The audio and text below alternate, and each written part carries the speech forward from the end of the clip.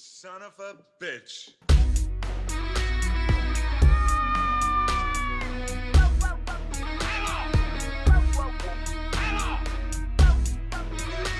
Brothers don't shake hands. Brothers gotta hug. Good morning, Vietnam! Because you are my friend. Here we go! Hey guys, welcome back finally to a new episode of Super Enabler Bros. I am Jason the Corpse Slug Gaming, accompanied by the immaculate Chris the Old Ass Retro Gamer. That's me? Immaculate. Yeah. Don't blush now. It has been far too long, as I can tell by the array of pickups adorning my entire table here. I dread to see this. I'm dreading it so bad. I hope someone likes seeing these toys. She's a part of Don't Do You Nerd. Yeah. She's like, this is exclusively for Lacey. Lacey's just, She's not going to want to miss this one. Nope. But I'm happy to be back. Yeah. We're working a lot of, we record on Saturday nights, and to be honest, I've been working about 80% of the Saturday nights since the last time we recorded, but finally got one off. Don't tell them. They might have just slipped up. And we can do this. What have you been up to, bro? A lot. A whole lot, yeah. We've both had 3 birthdays. Yeah. I grew an inch. Right. Not tall. Yeah. Out. Oh yeah. Oh, I thought you were just bragging. No. With in which way? Yeah. Average dick energy. Yeah. We're gonna have to pump that up to medium dick energy. Whoa. Yeah, I've been seeing a lot of movies. Been trying to play games. I started streaming again. I've been seeing a lot of movies. Playing games. It's been a good time. I haven't seen it in the theater because your boy Biden won't let me in. Yeah. Exclusively just me. Like, no sir. He's like, his name Corpse Slug, keep him out. Yeah. What a dickhead. He's a dick. Yeah, the border going one way is open, but not the way I need to go. So enough on that. Sorry. Yeah, but I want to go. Yeah, if the border ain't open by the time Ghostbusters is out, I'm driving 4 hours to see Ghostbusters because I'm not waiting on that. Thanksgiving, bruh. I'm not hoping some piracy site gets it so I can watch a shitty cam version and get some semblance of enjoyment out of it. Yeah, because I don't do that. I'm not going to waste something like that on a cam version. Nope. That unless it's my own cam version I took while I was watching it, so I can watch it again immediately. Yeah. You can watch it at home, yeah. Yeah. I'm really excited. I'm going out of town on Tuesday. It's like 3 days from now. And we're going to hopefully see Shang-Chi and Venom. Hope so anyway. That's the big plan. It's not the reason we're going. Like Ghostbusters. It could be. Yeah, Ghostbusters is the entire reason I'm going in November. And I'll also buy toys to make it worth it. I've been doing a little bit of traveling too. I've been going to Wisconsin to see Rocket Sauce from Cartridge Club lately. Yeah, and you've been hawking those goods. Yeah. You've been selling toys. I'm a filthy reseller. You're just making room to be my backup storage when I run out of room. So that's cool. I appreciate you. Yeah, but I'm buying toys at an alarming rate, and I'm selling them at an alarming rate. At least you're acquiring money at an alarming rate. So that's cool. It was just a savings plan that took 20 years. To finally collect. That's what some people do. Yeah. So what kind of new stuff you been playing? What kind of new stuff you've been watching? What kind of new stuff we've been buying? Let's get into it. I actually been playing. I've been streaming ActRaiser Renaissance. The out of nowhere ActRaiser remake. Did they just drop it on you like Ghost Drop? I had no idea because I guess they announced it during the Nintendo Direct from a couple weeks back, and I don't watch the Nintendo Directs. I just wait until Nintendo breaks it up into the individual commercials. Yeah, And then I just usually watch just that. skim those. Yeah. Because So it's usually like, 75% Smash Bros. Hyped, and I'm like, yeah, I was just like, I don't give a shit about no Pokemon crap, or like Animal Crossing. Yeah. So like, I got a text Yeah. message from Rocket Sauce, and he's like, "So did you buy ActRaiser?" I'm like, I own ActRaiser already. I was like, "You talking about part 2? Because I'm not buying part 2." I need a He goes, fourth "No, the copy." new." Yeah, he's like, "You mean no? I mean the new one." I'm like, "What new one?" And then he just sent me the trailer, and I watched it, and I immediately ran to my PS4. And I don't like doing the digital thing, but I did it. Gotta I hold was over. like, "There's It's no a favorite stopping game. me." That'd be like if they released God of War Ragnarok digitally. I'd be like, all right, for now. Yeah. Eventually, they'll like limited run will release a physical version of it at some point, I'm sure. But I was like, I have to play it, and I've streamed it twice already. I mean, it's like your favorite game ever. So yeah. So yeah, I had to do it. It's Well, a moral imperative. We all forgive you. Yeah. I do And the on same. offline, I've been playing Dex on the PS4, Okay. which is like a cyberpunk side-scrolling adventure game, role-playing kind I of. saw that one. That was like a super like randomly kind of like limited import game, isn't it? Yeah, I got it. I had to get it Yeah. from eBay. I think it came from England. Yeah. But I was gonna Nintendo grab turned one. me onto that one. He streamed a little bit of it on Twitch, and I watched him play it, and I was like, I really need to play that because I love cyberpunk. So yeah, I'm enjoying it so far. It's a little vague and a little like esoteric at times, but I mean, I'm enjoying it. Good. That's good to hear because yeah, it looked pretty cool. I watched him play it too a Mm-hmm. little bit, but I'd heard about it like probably 2-3 weeks right before that, and yeah, it's like they let like 40 copies go or something. So Yeah. I should probably get it sooner rather than later. I would I do so. kind of forgot about it honestly. It comes with a soundtrack. I think I found it on Amazon.com, then I looked on .ca, and I was like, hey, maybe I did buy it. It could just be over there with my stuff. Probably. Yeah, because I don't often forget a game that I'm on the lookout for. I always get like that mental checklist of like my top to watch for stuff. I probably bought it. It's probably my pile of loot over there. My Dragon Horde. Nice. The guy who owns that place probably just sleeps on top of all my wares. But yeah, it's it looks like a cool game. So hopefully I'll play it soon. Yeah. I've been playing a lot of longer games. I'm kind of trucking away on my my kind of self-set goal to complete all the mainline Yakuza games. I'm in the middle of the by far longest one in the series. Number Part 6? 5. Oh, 5. The one that we did get over here? Yeah. Well, we had it, but it was digital. Yeah. So I'm glad that collection came with the PS3 case. That was cute. That was cool to do that. But It's so cute. But yeah, I'm it's definitely got the most absolute different variety, like dynamic variety of any of the games yet. Like I was really getting tired of just the same kind of area. They change it a bit, but you're always in the same couple of block radius at Kamurocho. And usually there's like another little side place, like another area you go to with another character or with you got a reason to go out of town for some reason in the other games, but primarily you're in the same area. So like I just remember where to go. That's kind of cool, familiarity, but also it gets kind of boring when you're like, I wish I could ride a bike to this place. You're like running across. I'm the playing city. Yakuza, not Shenmue. Yeah, you run across. Oh, of course, I've got to go from this opposite corner to this one, and yeah, so it gets kind of. That's my only complaint is like, oh yeah, I'm gonna run over here again. Yep. So it was starting to get a little samey feeling, but 3 started the branch off where it was like, you're in a different little town that you go to, and then you go to the city. Then 4 broke it up into like a bunch of different characters you play as. And now 5, I think it has the most playable characters. I believe there's 5 different characters you play as. And it's so out of nowhere. Like this completely different dynamic. Like the part I'm on right now is basically I'm basically playing like a rhythm game. Instead of fighting people randomly, it's like, hey, Dance off, bro. You and me. Dance battle. Yeah. And then yeah.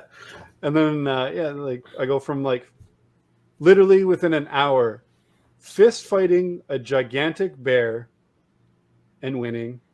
Was this Tekken 3? To basically like Japanese American Idol. And it's okay, but I kind of want that part to be over. It's about a character I really like. And one thing I will say about the Yakuza games, it's not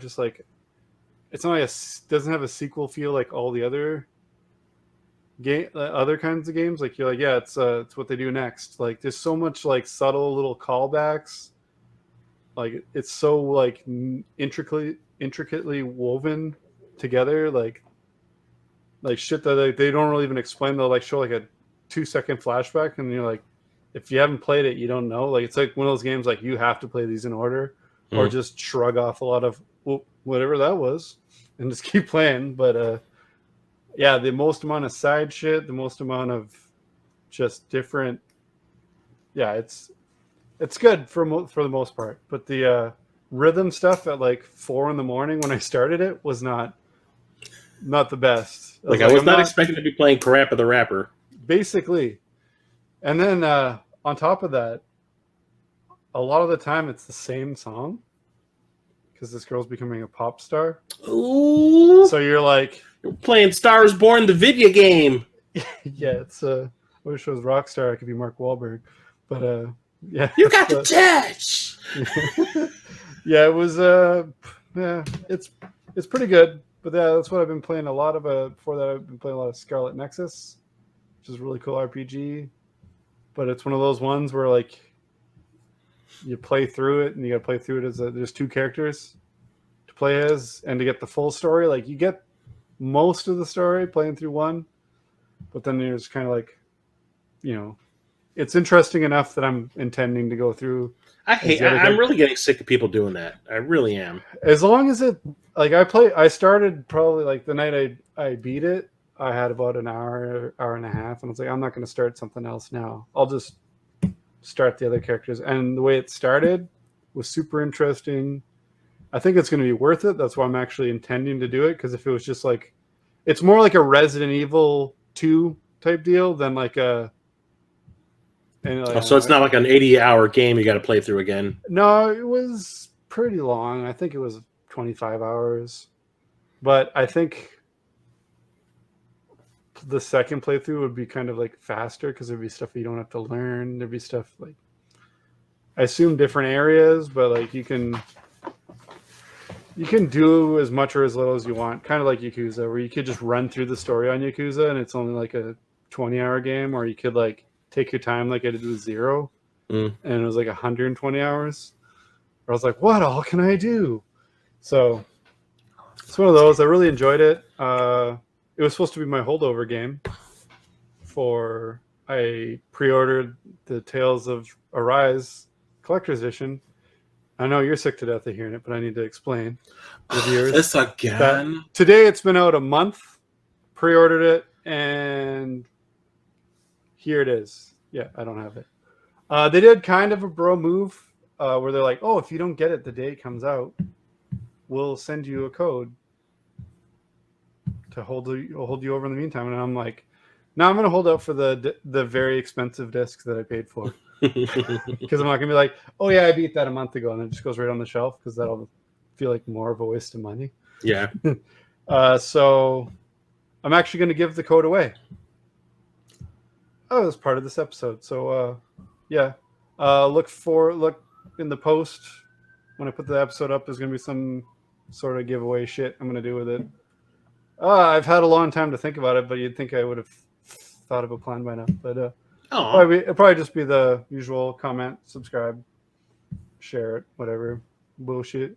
Get yourself a PS4 copy. What game have you been looking forward to the most in 2021 that hasn't come out yet? Hasn't come out yet? No, I mean like for the audience. Like, let us know. Comment. Oh yeah, okay. I thought you were asking me. I was like, put me on the spot, man. Yeah, that's what I do. Keep you on your toes, bro. I was gonna say for games that were coming out this year, that's probably the most hyped I was, which is why I opted for a collector's edition, and why I've been hearing 10 out of 10. It's so awesome, and I've been like, and I was like, but I want to give the code away. I've been wanting to do the giveaway because It's one of my favorite series. But like I said, I'm not. If I was going to get a digital copy, I would have just got a digital copy. I want to get some use out of that disc. Yeah. You do that, bruh. So, yeah, that's a good idea. We'll ask that question. Besides that, I've been picking up games again, more regular rate than I've been. Usually it was just like one or two, but I got a couple good deals. We're getting into the time of the year where it's like every week is like 3-4 new games you want to get. So we'll see how much I scale that back this year. Metroid Dread just came out. Yep. I saw it yesterday when it came out. I did not pick it up because I'm going out of town on Tuesday, and I'll probably pick it up at GameStop and get some pins or a poster or a CD or whatever the hell they're giving away. I think I saw pins, and that's more news. EB Games in Canada is now GameStop.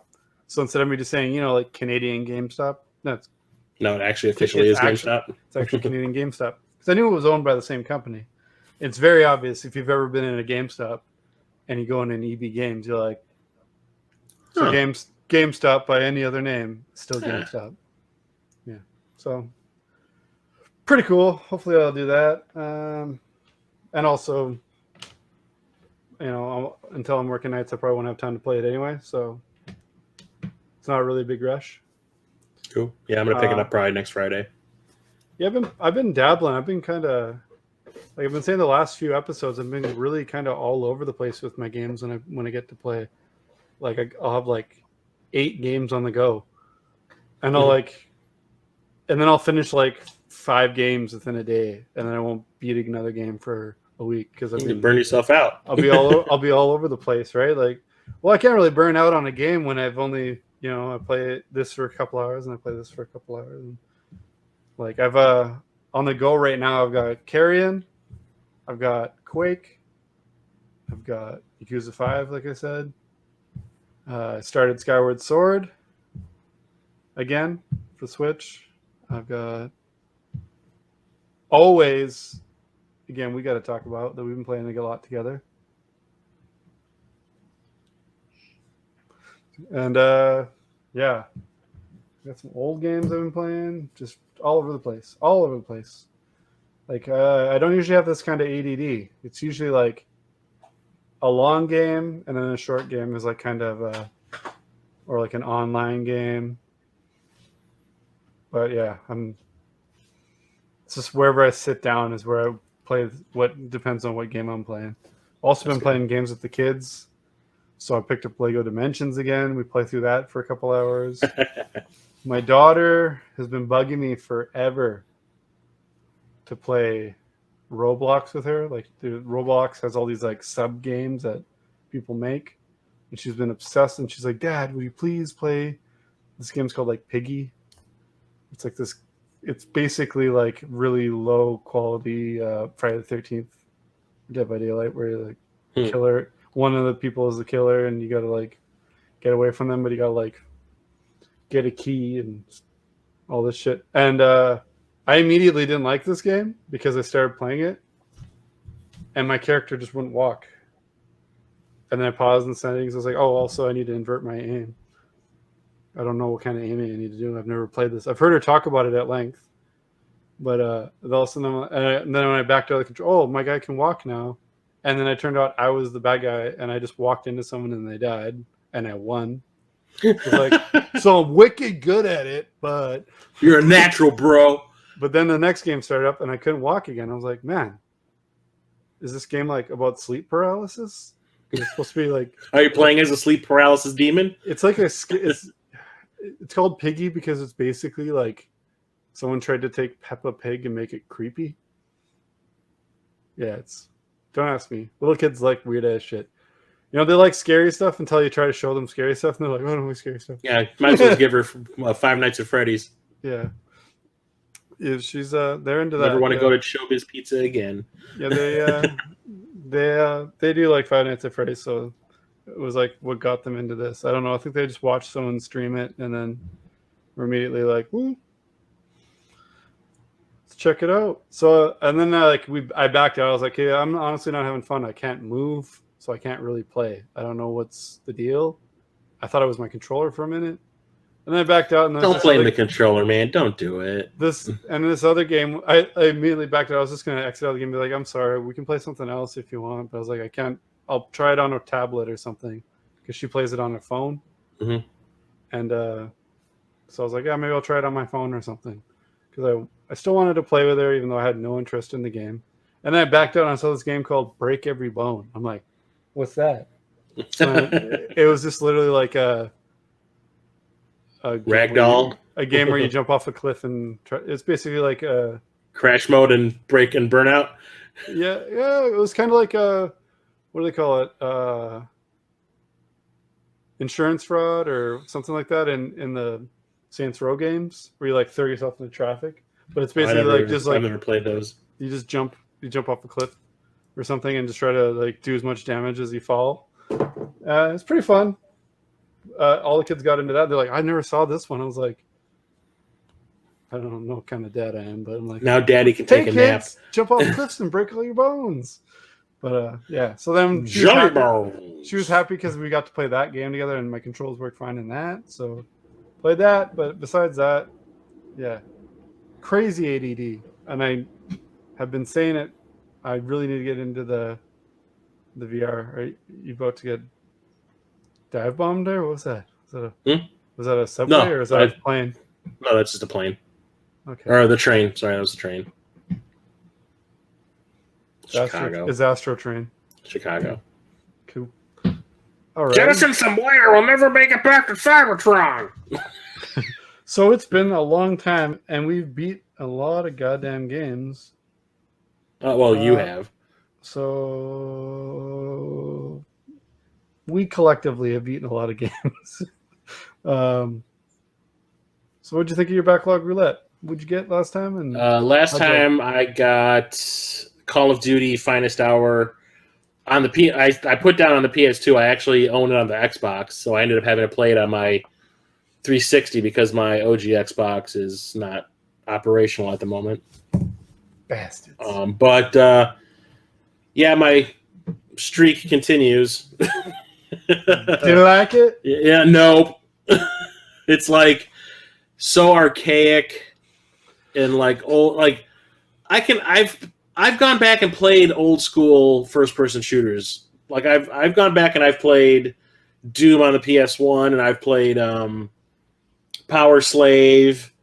I've played Disruptor like recently, and I can still play those, but for some reason something about this Call of Duty game just rubbed me the wrong way. Like I absolutely hated every second I was playing it. Like the character, like there's always like a squad of like NPC characters with you, and they just keep getting in the way. And like usually if I'm in like a tunnel or like a hallway or something, and I'm trying to like come out from behind a wall, take a couple of shots, and go back into hiding, like I'll come out into the hallway, and next thing you know, they move into the space I was in, and I can't get back over. You're like, Petey, get out of the way! And I get killed, and it's just frustrating. There's like no save spots. There's no like checkpoints or anything. I don't mind the fact that there's no regenerating health. I mean, because the games that I was talking about playing, the PS1 games, don't have that either. Yeah. But it's just something about the game. It was just so like for me, just badly designed. I was just like I was on the last mission and I just could not get anywhere in it because the NPC squad would keep getting me murdered and shit. And when you die, you start at such a far point back that it takes another 15 minutes just to get back to the point where you can get killed again. Yeah, that's one thing I definitely don't miss about the older games that do that, where like you have the NPC teammates and they take all the good like cover, so you're just out in the open like ducking behind garbage cans and milk crates. It's just frustrating. And they've got sandbags and the whole trench, and you're like, I can't. I was playing on like normal difficulty. Yeah. And it's like my guns barely would do any damage, but like I would take a shot from a guy pot shotting from behind to something, and like a third of my health would disappear. And I'm like, That's where's this, balancing thing coming from? It was just annoying. So like I just gave up on it. I was like, I'm not. I had spent like 3 days trying to beat that last section. A friend of mine actually watched me try like 5 different times, and I was just like, you know what? This is frustrating the hell out of me. I'm not going to waste any more time playing this. I'd rather play a game that I enjoy. So I gave up on it. As far as the older games go, like the PS2 one's rough. The first one's okay because it was like a PC game. I remember when I think it was Black Ops 1 came out. I think if you got the hardened edition or whatever the hell they call it, you got like a download for it. My buddy gave it to me. I remember thinking it was okay, but I was like, as far as I really go back in that series is Call of Duty 2. Call of Duty 2, like on the 360, I thought it was an awesome game. I really enjoyed it.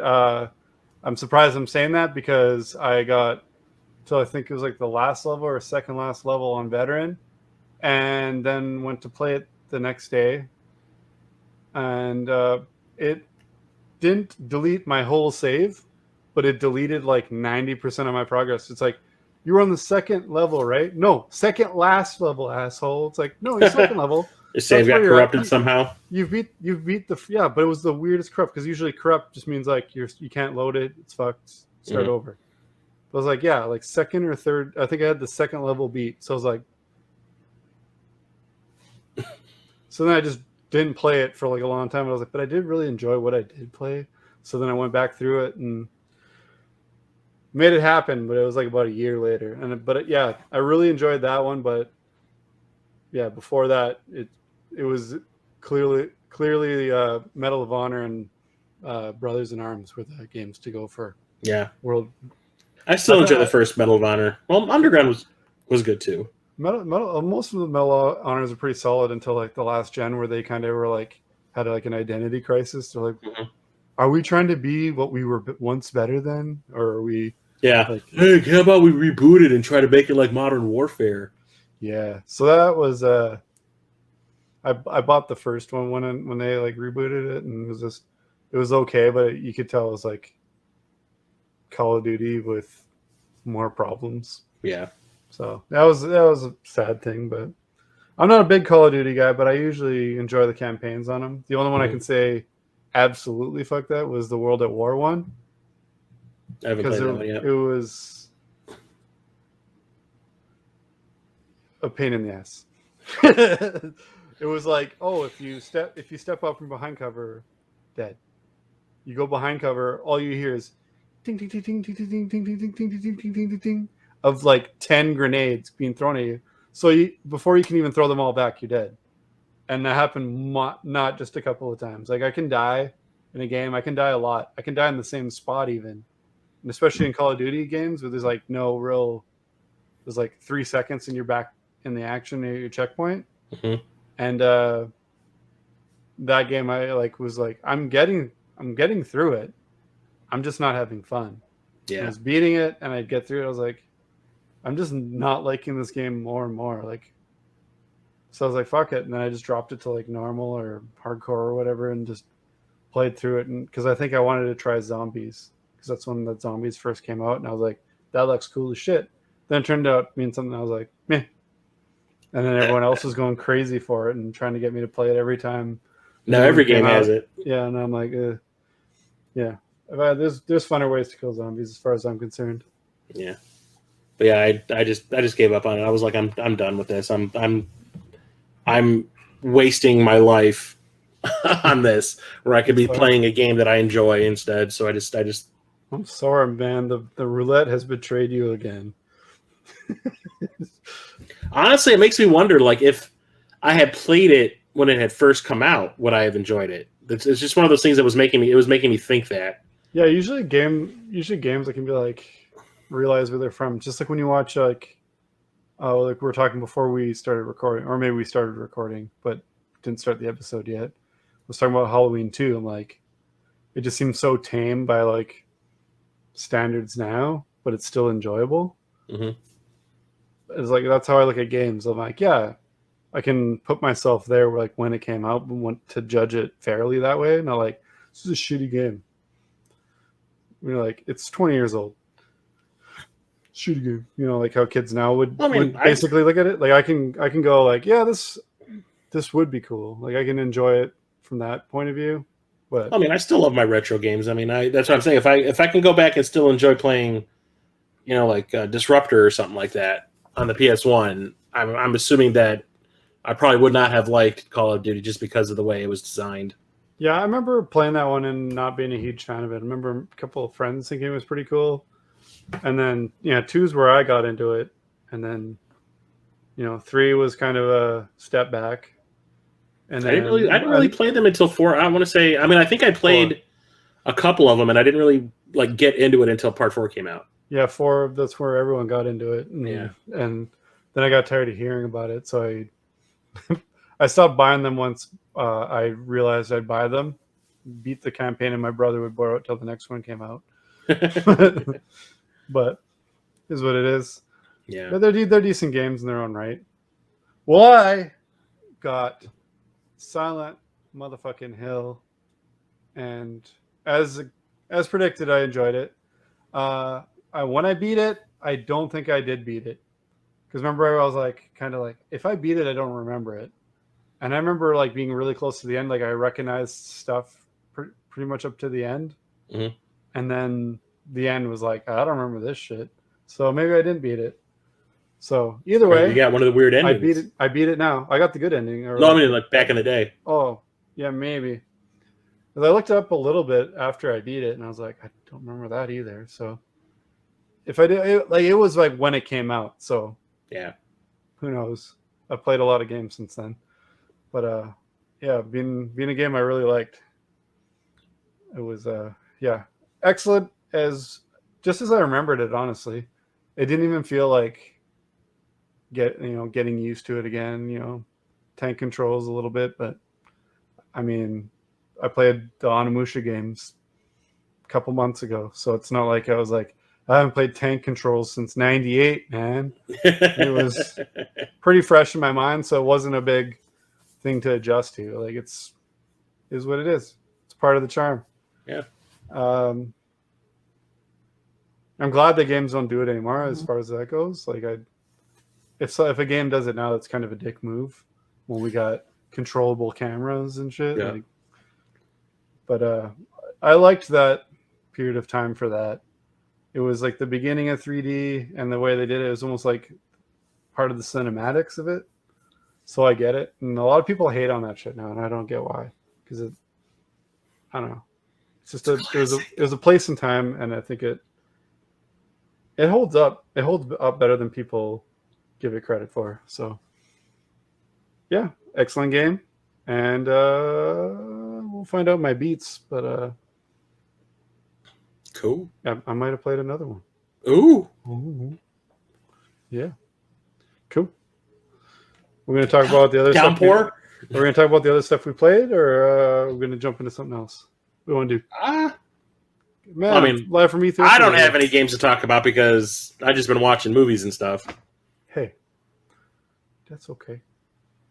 You haven't played anything else? Just your roulette? No, just my roulette and we've been playing the. I feel like I stink. I got flies around me. What the fuck? We've been playing the multiplayer game. Yeah, what's that? A little something called Aliens Fireteam Elite. You betcha. Yeah, I got it and cyberbullied all my friends into buying it, and it's good. And I don't have the case right here to show it because I'm a jackass. Put it right here. Boom. Boom. Okay. That's more editing I got to do later. Womp womp. But yeah, I'm looking at it right now. But yeah, excellent game. I'm thinking about it. Yeah, it's like Left 4 Dead basically with aliens. Yeah, the xenomorphs. It's a lot of fun. Even my son has been playing a bit of it. He's been getting into it. He watched me play it the one day and wouldn't watch Aliens with me, but now he's watched Aliens with me since, because he's like, oh, they're cool. I'm like, yeah, they've always been cool. It's attacking you. The fly. It's on you. Yeah, probably. They've multiplied. He's like, I hear you're talking about that Aliens game. Tell me all about it, Jason. Yeah, they're bugging me. But yeah, we've been playing. We played a lot of it. We've got a group together. You can play up to 3 players.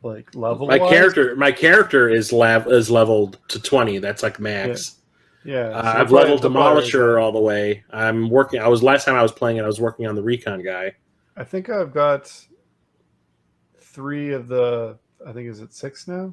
I think there's 6. Yeah, 3 of the 6 characters are like max level, and other ones are pretty close. Because using those cards, I'd use the ones that give you like Extra XP, 2.5 experience, 3 experience, and then just obliterate. Kind of sucks when you waste. You waste when you only got one chance to use it. It's like it's a consumable. That was what happened to me in church. Where playing, I had a card that was like "Get away from her, you bitch" or something. Yeah, and basically it's like you can only use it on the last stage of the whole game.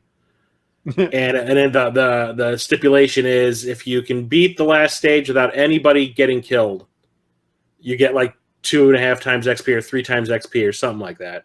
And we were pretty much finished with it, and church got downed. And the whole card went to waste. Some of them is like like the person doesn't get down, no one gets downed, or no one dies. Yeah, that sucks. Yeah, I also didn't know that you couldn't beat the last level unless everyone survived.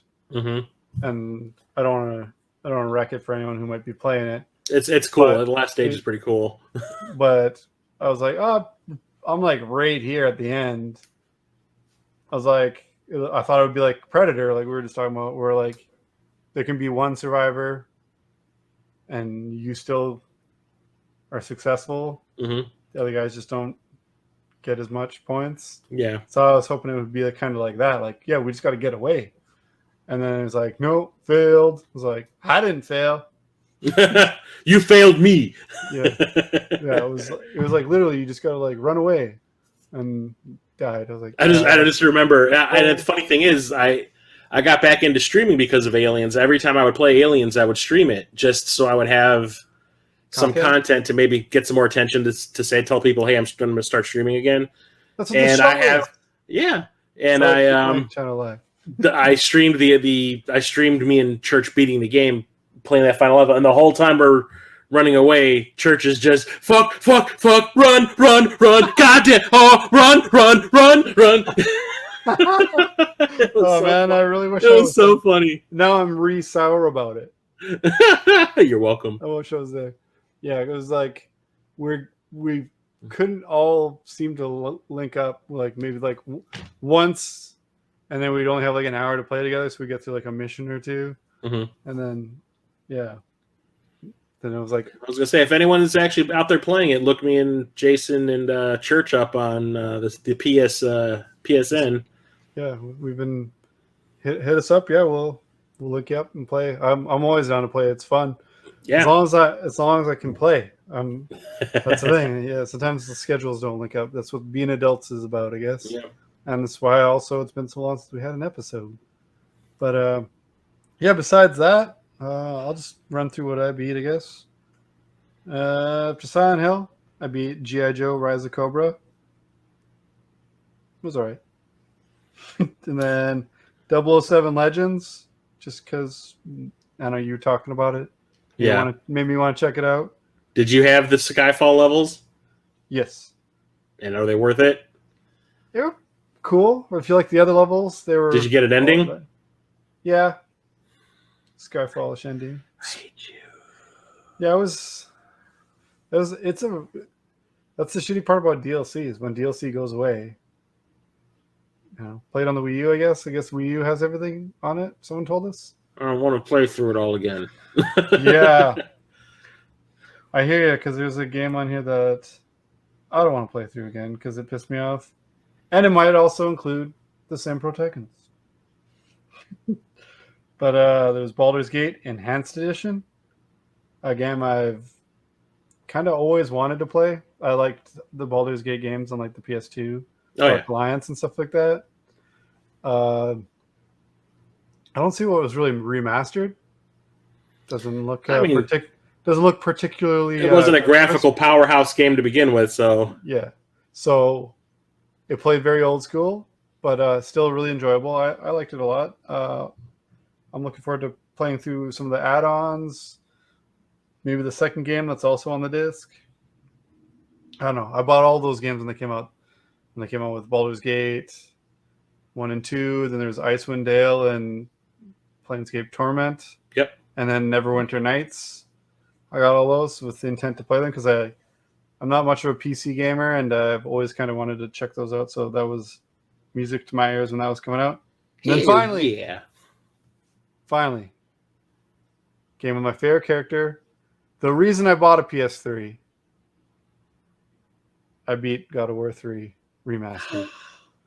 I bought it, and it's my wife's favorite games to watch me play. My wife isn't much of a gamer. She's played a few games with me, especially before we had kids. We beat a couple games together. But she always loved watching me play God of War. So I played a couple hours of it. She was watching me, and then just kind of never had time again to watch me play it because of the kids. So I never finished. I kind of like shelved it to, when she can watch me play. And then I just realized, like, I don't think she's going to come back and watch me play that. So I just restarted it on PS4 and kicked the shit out of it.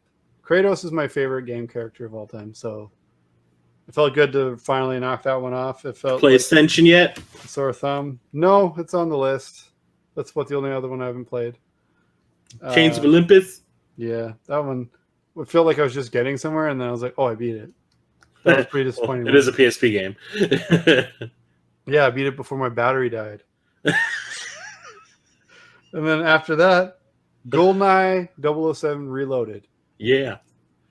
For the most part, I really enjoyed this game. I started it back around the time it came out, and I was playing on 007 Classic difficulty. So 007 is just the hardest difficulty with regenerating health. But Classic is not regenerating health, and you rely on here and there health packs or body armor like the old Goldeneye, which was super cool. Had like the perfect amount of challenge throughout the game.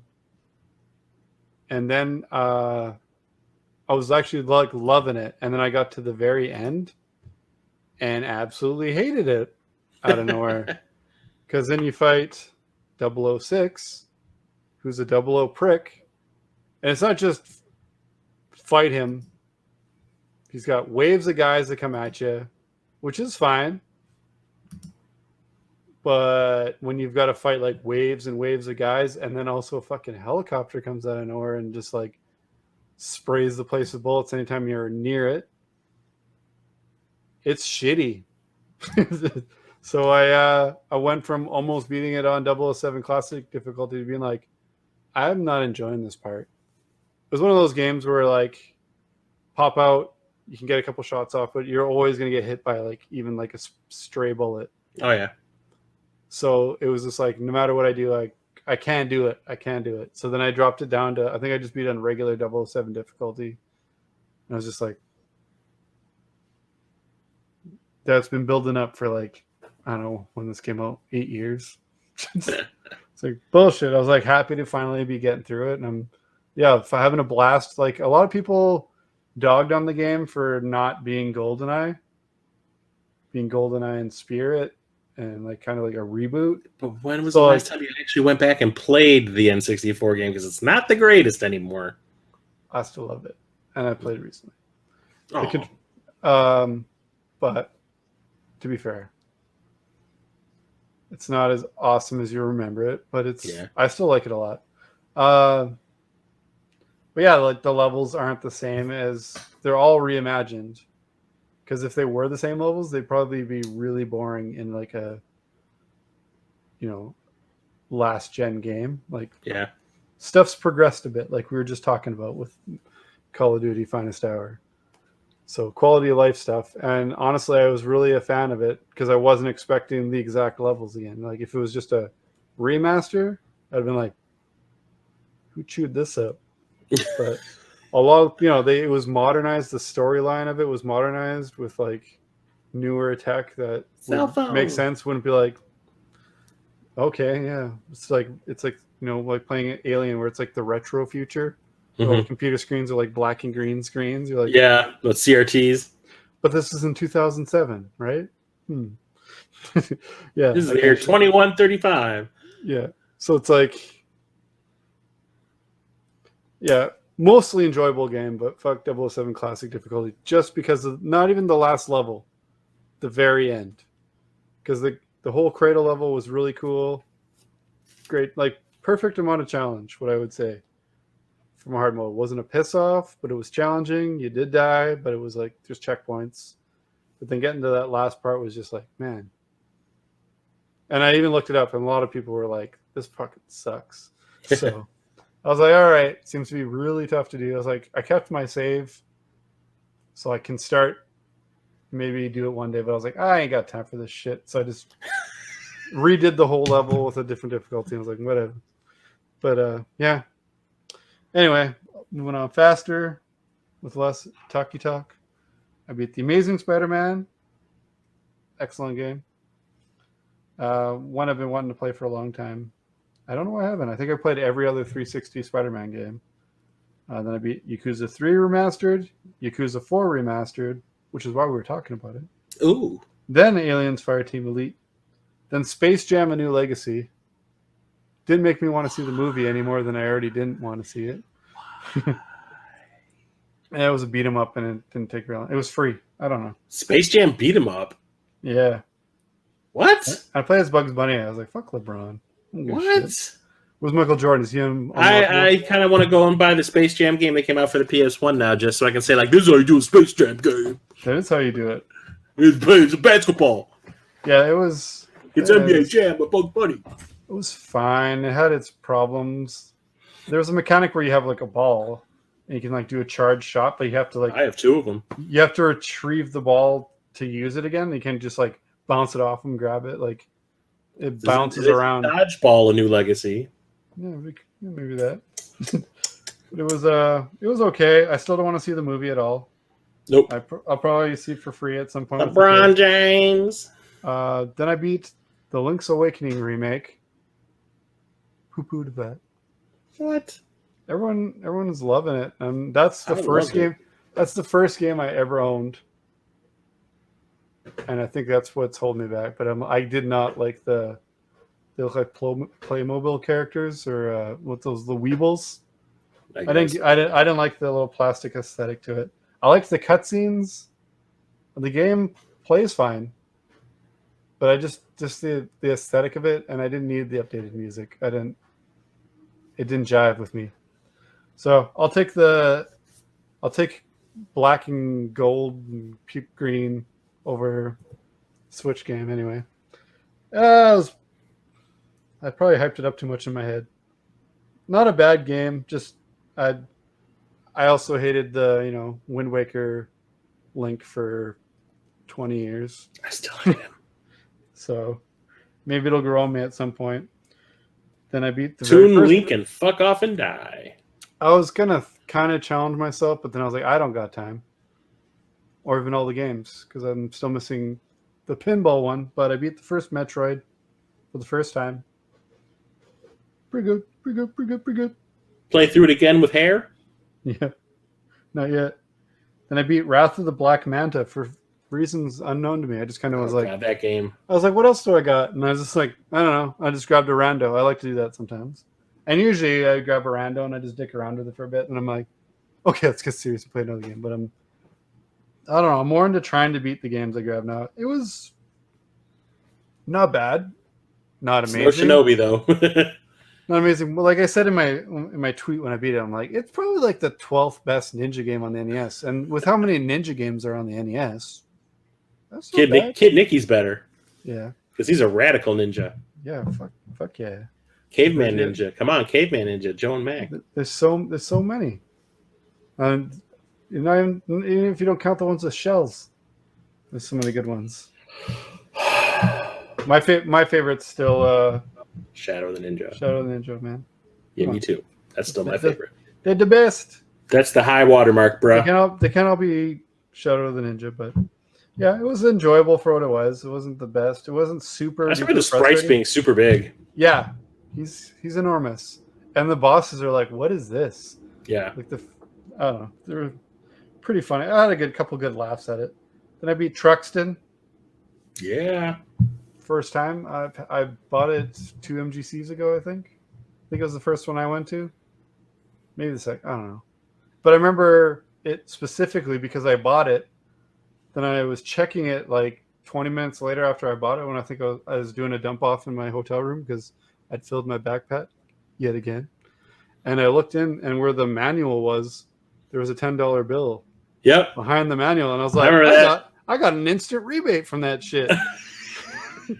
So I was like, cool. More games for me. Yeah. I was like, sweet. Better than getting that free pan pizza in a Turtles the Arcade game. Jesus. Mine still has the coupon in it. Sweet. And then I think they'll still honor it. I've seen things where they did like 3 years ago because someone was just like, "That's so cool, I'm going to give you that." But I don't think it's like a mandate nationwide that they got it because I think it expired in like 1991 or something. I wouldn't doubt it. Yeah. Then I beat a game that's been. I've started it. I've got significantly far, but save batteries are a bitch. Until I replaced my save battery. I finally beat my it's not my favorite RPG on the Super Nintendo. It's goddamn close. Lufia 2. Ooh. Wow. Hungry Garai is actually streaming that right now. I love it. I loved it since the second I put it in my Super Nintendo when my friend gave it to me. Excellent game. And yeah, it was enough that when I lost my save, I didn't know. I thought I might have saved over it. So when I started it over, got even farther than I'd been, and then fired it up. Have you ever played this game before? Yes. And it was not there. So that's when I replaced the battery, and like 2 years later, finally beat it. And I'm happy I did because yeah. That game was so good that I just ended up buying the rest of the series just to have it. Then I beat Silent Hill 2, Fatal Frame 2, and then I beat Scarlet Nexus, the Yuito playthrough. So the male characters. There's a male character and a female character. So yeah, Silent Hill 2, the first game I ever owned for a PS2, before I even owned a PS2. We were out of town, staying at my uncle's for a weekend, and his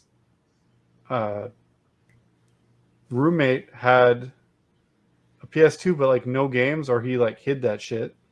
So I was like, "What's this?"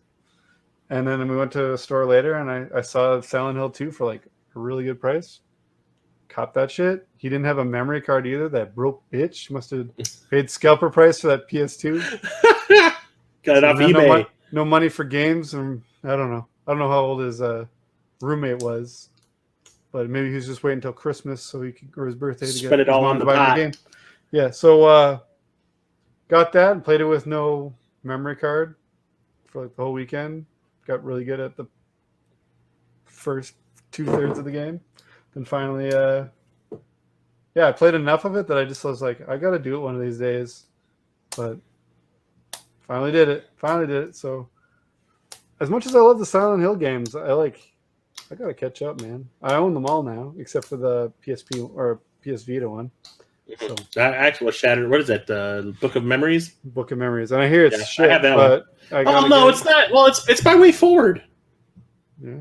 So But I mean, it's not bad. It's just that it's a different style of game because it's like a dungeon crawler. yeah, I don't care what people say about shit. Anyway, Yeah. I always just check it I out. don't think for it's myself. terrible. It's just I like dungeon crawlers, and the fact that it's a Silent Hill dungeon crawler makes me go like makes my nipples hard. So Silent Hill Champions in our Wrath. there you go. I'm fine with that. Absolutely. That's it. That's all my games I beat. But I've been watching a lot of stuff lately. Oh, same here. It is Halloween time. Should we do our movie highlight first? Because it's one of the movies I Sure. watched. I'm going with the original Candyman. Yeah. Not just because it's spooky, but because I really wanted to watch the new one. So I watched all three of the old ones leading up to it. And they're of varying quality. The first one holds up I love it. Second one was okay. Third one was a movie I saw before watching the new one, and the new one was excellent. I thought. Yeah, the new one. The new one was definitely the trippiest of all of them. Yeah, where like some parts you're like, what's going on, and then you find out. Definitely had a little bit of a Nightmare on Elm Street flavor to it. Yeah, a bit. So yeah, because like the first three kind of feels like they're just going by they're slasher movies. They're the same beats. Feels like you're going by the same beats of every one of them. But then this one did something new. They did try to say something. Yeah, it was really cool. So yeah, if you have not seen Candyman, I feel like he's underappreciated as far as like classic horror villains go. Like it was weird because he was one of those horror icons that burned out real quick. Yeah. I mean, because he doesn't have as many of the movies. Started making like subpar movies like pretty much right after the first one. And also they spaced them out a lot. There was like 5-6 years in between instead of like because the first one came out summer, another one comes out. Or like the first one came out like in 92, I want to say, and then the second one was like 95, I want to say, and then like the last one came out like in like 99. Yeah. Oh yeah, that's what it was. Yeah. So a couple of years in between, but like they didn't. Yeah, the varying quality, like I said. But we have more Leprechaun movies than that, which is weird to me. Yeah, there's like what, 6 of those now. Is that the last one? 6? 7 with Origins. 7? Okay. Yeah, I found enjoyment in each of them, but the first one's definitely, aside from the new one's pretty close. Yeah, but I really, really enjoyed the first one, which is why I kept going. And I watched it online. Then I saw it, and I was like, I gotta own a copy of that. Why don't I? Because I've been holding out for like a box set. Maybe when this one, the newest one, comes out, maybe they'll put all 4 of them together on something. I don't know. When it comes to, that's why I don't own a lot of sequels to horror movies, because I'm like, man, I just want a box set of like everything. Yeah, everything. Like I only own the first Child's Play. Like I want a box set of like all the Chucky movies. I think the only one that they have out on Blu-ray is the first one. No, they got the new one, the remake. No, I've seen a couple. One there's like the one that came out. Oh, the newest like, ones are out too. Yeah, like Cult and what was it? Cult and Seed? Not Seed, the other one. The newest one. The 2 newest ones. Yeah. Cult and one that came up before Cult. Oh, yeah, I don't even remember. Yeah, I remember the name of that one. Curse of Chucky. Yeah. So there's like stuff like that. And like I want to buy them all at once. I don't want to buy 1 and then 3 and then I don't want to chase them around. Yeah. Especially if ones I've seen a bunch already. I'm like, it's like upgrading Star Wars. You're like, I've seen these so many times. I can't pay $100 for these 3 movies again. I'm not doing it. And then you do it. No, then I fucking get a deal on it. Like I've got them on Blu-ray. I'm not gonna upgrade to 4K. I don't need them that bad. Go watch them on Disney Plus if I want to see them in 4K. But yeah, just shit like that. If you haven't seen it, I feel like he's overlooked a lot. I just gotta say that. Like when you see those posters, like the icons, I find he's left out more than like people who, Jigsaw's in there. Like yeah, like newer ones, and it's like, yeah, he's a newer icon. I get it. And like Ghostface, I'm like, I'd rather see Candyman on there than Ghostface because Candyman was actually scary. Yeah, Scream. I'm sorry, I don't even accept it as a horror movie. It just seems like a date horror movie. Like when you're like, I know a girl who scares easily, and I want to bring her on a date, so she snuggles me. That's what I've always seen the Scream movies as. Like I don't see them as a legit horror movie, really. Like the first one, maybe, but yeah, they're like parodies almost. Yeah, because that's when I feel like horror movies stopped being about like really, really trying. Honestly, where like slasher just kind of jumped the shark for a bit. I know what you did last summer. Yeah, because it led to those kind of movies, and then now I got to be careful when I want to watch a new horror movie. Like, is it going to be good or is it going to be some bullshit? The funny thing is, I was just talking about this the other night. Like, I saw the guy with Kevin Williamson wrote I Know What You Did Last Summer before he wrote Scream, but Scream got made first, and because of Scream being so popular, I Know What You Did Last Summer got made. And I remember when I saw I Know What You Did Last Summer in the theater, I said to my friend when it was over, that's the movie that Scream was making fun of. Yeah, exactly. Like they're fine, but yeah, I've never been like I've never wanted to buy a Scream shirt or like a ghost-faced figure. I enjoy the Scream movies, but like it's not like classic like everyone seems to think it is. To me, I just find like that era is like when they got watered down. Yeah, horror movies just started being like they tried to like appeal to more like a broader audience rather than because PG-13. Yeah, that kind of shit. So can't say it's not a legit horror movie, but it's just not what I look for in horror. I should say. Just my opinion before I get people getting mad. Fuck you, Scream's the best. The TV show is amazing. Yeah. But yeah, that's my pick for that. What other movies have you been watching? You've also seen the new Candyman. I did. I enjoyed it very much. As with most movies, you have seen it before I have because I have to wait till it theaters are open here. Yeah, I have to wait till honestly, if it's not on something I can buy it on, I have to just pirate it. So I've been pirating stuff at work. So just like you with your beat tweets, I've been going to the movie theater quite a bit. My birthday was not too long after the last podcast, and I ended up like going to see a lot of movies. So like on my birthday, when I had like my little get together, I saw Free Guy, which I really enjoyed. It was so good. It is so good.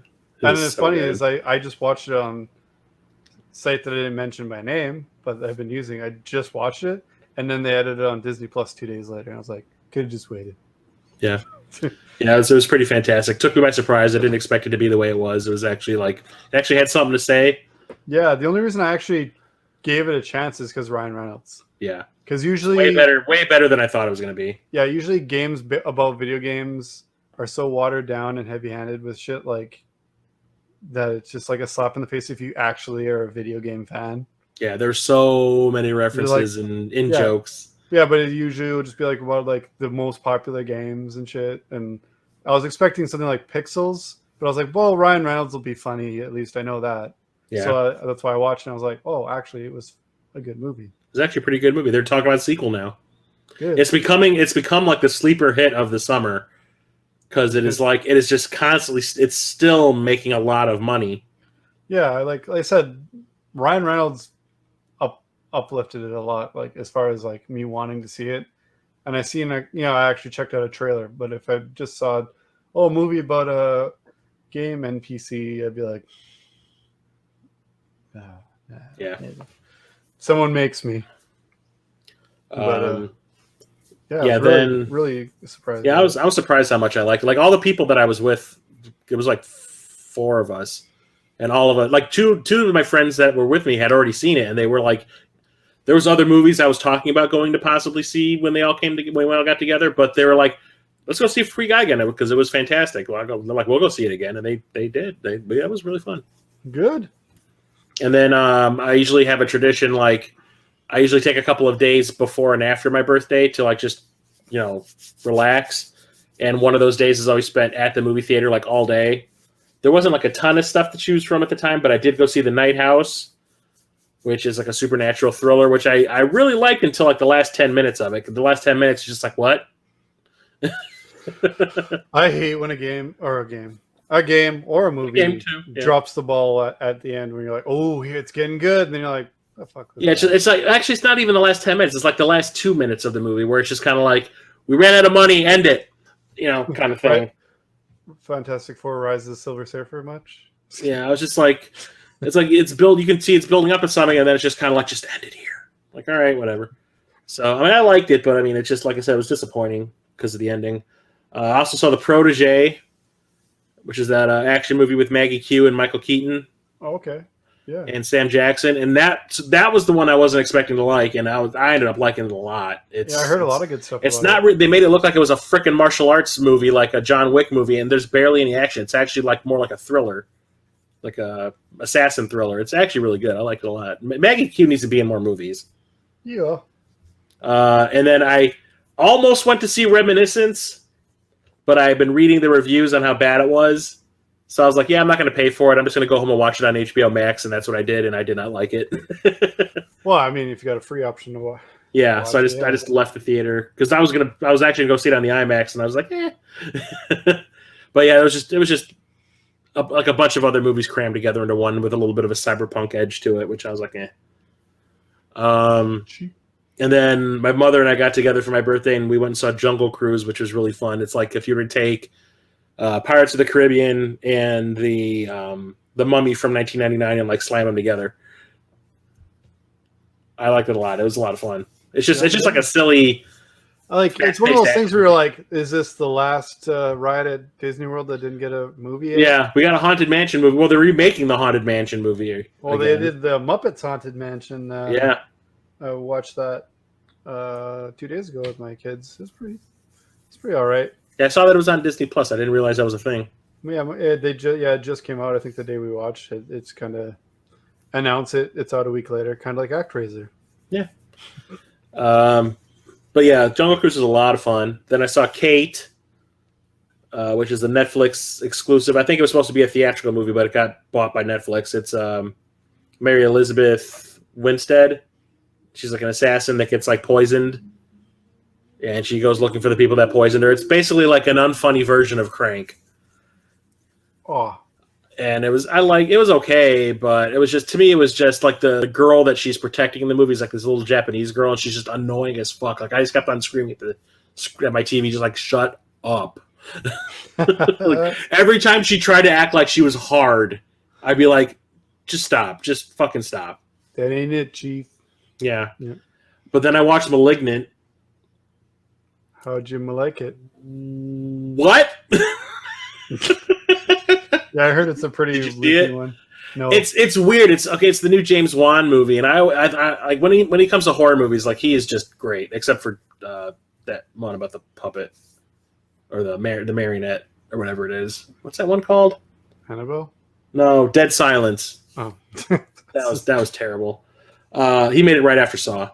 But like *Malignant*, it like at first it's like a supernatural thriller, and then it turns into a fucking giallo movie at the end. It turns into Phenomena, if you've ever seen that. Yeah. It goes off the rails in such a fun, goofy way. Fun and goofy is all right. When it goes off the rails and you're just like... Well, it's like they've been set... Well, that's the thing. It's one of those movies where they like set things up in a way that doesn't really make sense because you have no like context for it. Oh, okay. But then when it happens, you're like, oh, okay. And it's just like weird in a good way. Like I really enjoyed it. It just turns into like a really fun, goofy, like Italian horror movie. Like for the last quarter of it, that ain't bad. That ain't bad. It's like there's no like chimpanzee that shows up at the end of Phenomena to save the day kind of thing. But it's similar. it's just like what? I don't care if a movie's like objectively bad or goofy or anything, as long as it's entertaining. I'm like, I don't care. I was expecting it to be serious, so it made me laugh. Well, that's the thing is, it's like a slow burn. It thinks it's serious. And... Yeah. Well, that's the thing. It's like this one starts off as being like one of those slow burn horror movies where you're like everything's gonna like slowly fit into place. Yeah. And then all of a sudden it's just like, no, here's the rug, and it's gone. Straight in the trash with the rug. Yeah. Why was the rug in there in the first place? We'll never explain. Then they did a 35th anniversary screening of the original Transformers animated movie. And they did one for the 30th anniversary also, and I went and saw that in the theater, but I went and saw this one too because they just released like a 4K edition on home video of the movie as well, and I think this is also to celebrate it. Yeah, snagged yeah, it was Steelbook. just as I remember. It's still awesome and bad at the same time because it's like I still get a tears. Yeah, it still makes me go like, oh. I still hate Hot Rod. Yeah, Hot Rod. I've hated Hot Rod for 35 years now. Yay! Hot Rod being hated for 35 years is going strong. Cool thing about seeing that in the theater was Tim Lapatino, who was a video game author, was sitting right behind me, and I didn't even realize it. He was sitting behind me with his family. It was like him, his wife, and his two kids, and one of his kids kept asking questions to him the whole movie, like, is that Hot Rod? Like, oh, he died. Like when Optimus died, oh, he died. And I was like I was going nuts. I gave them the side eye.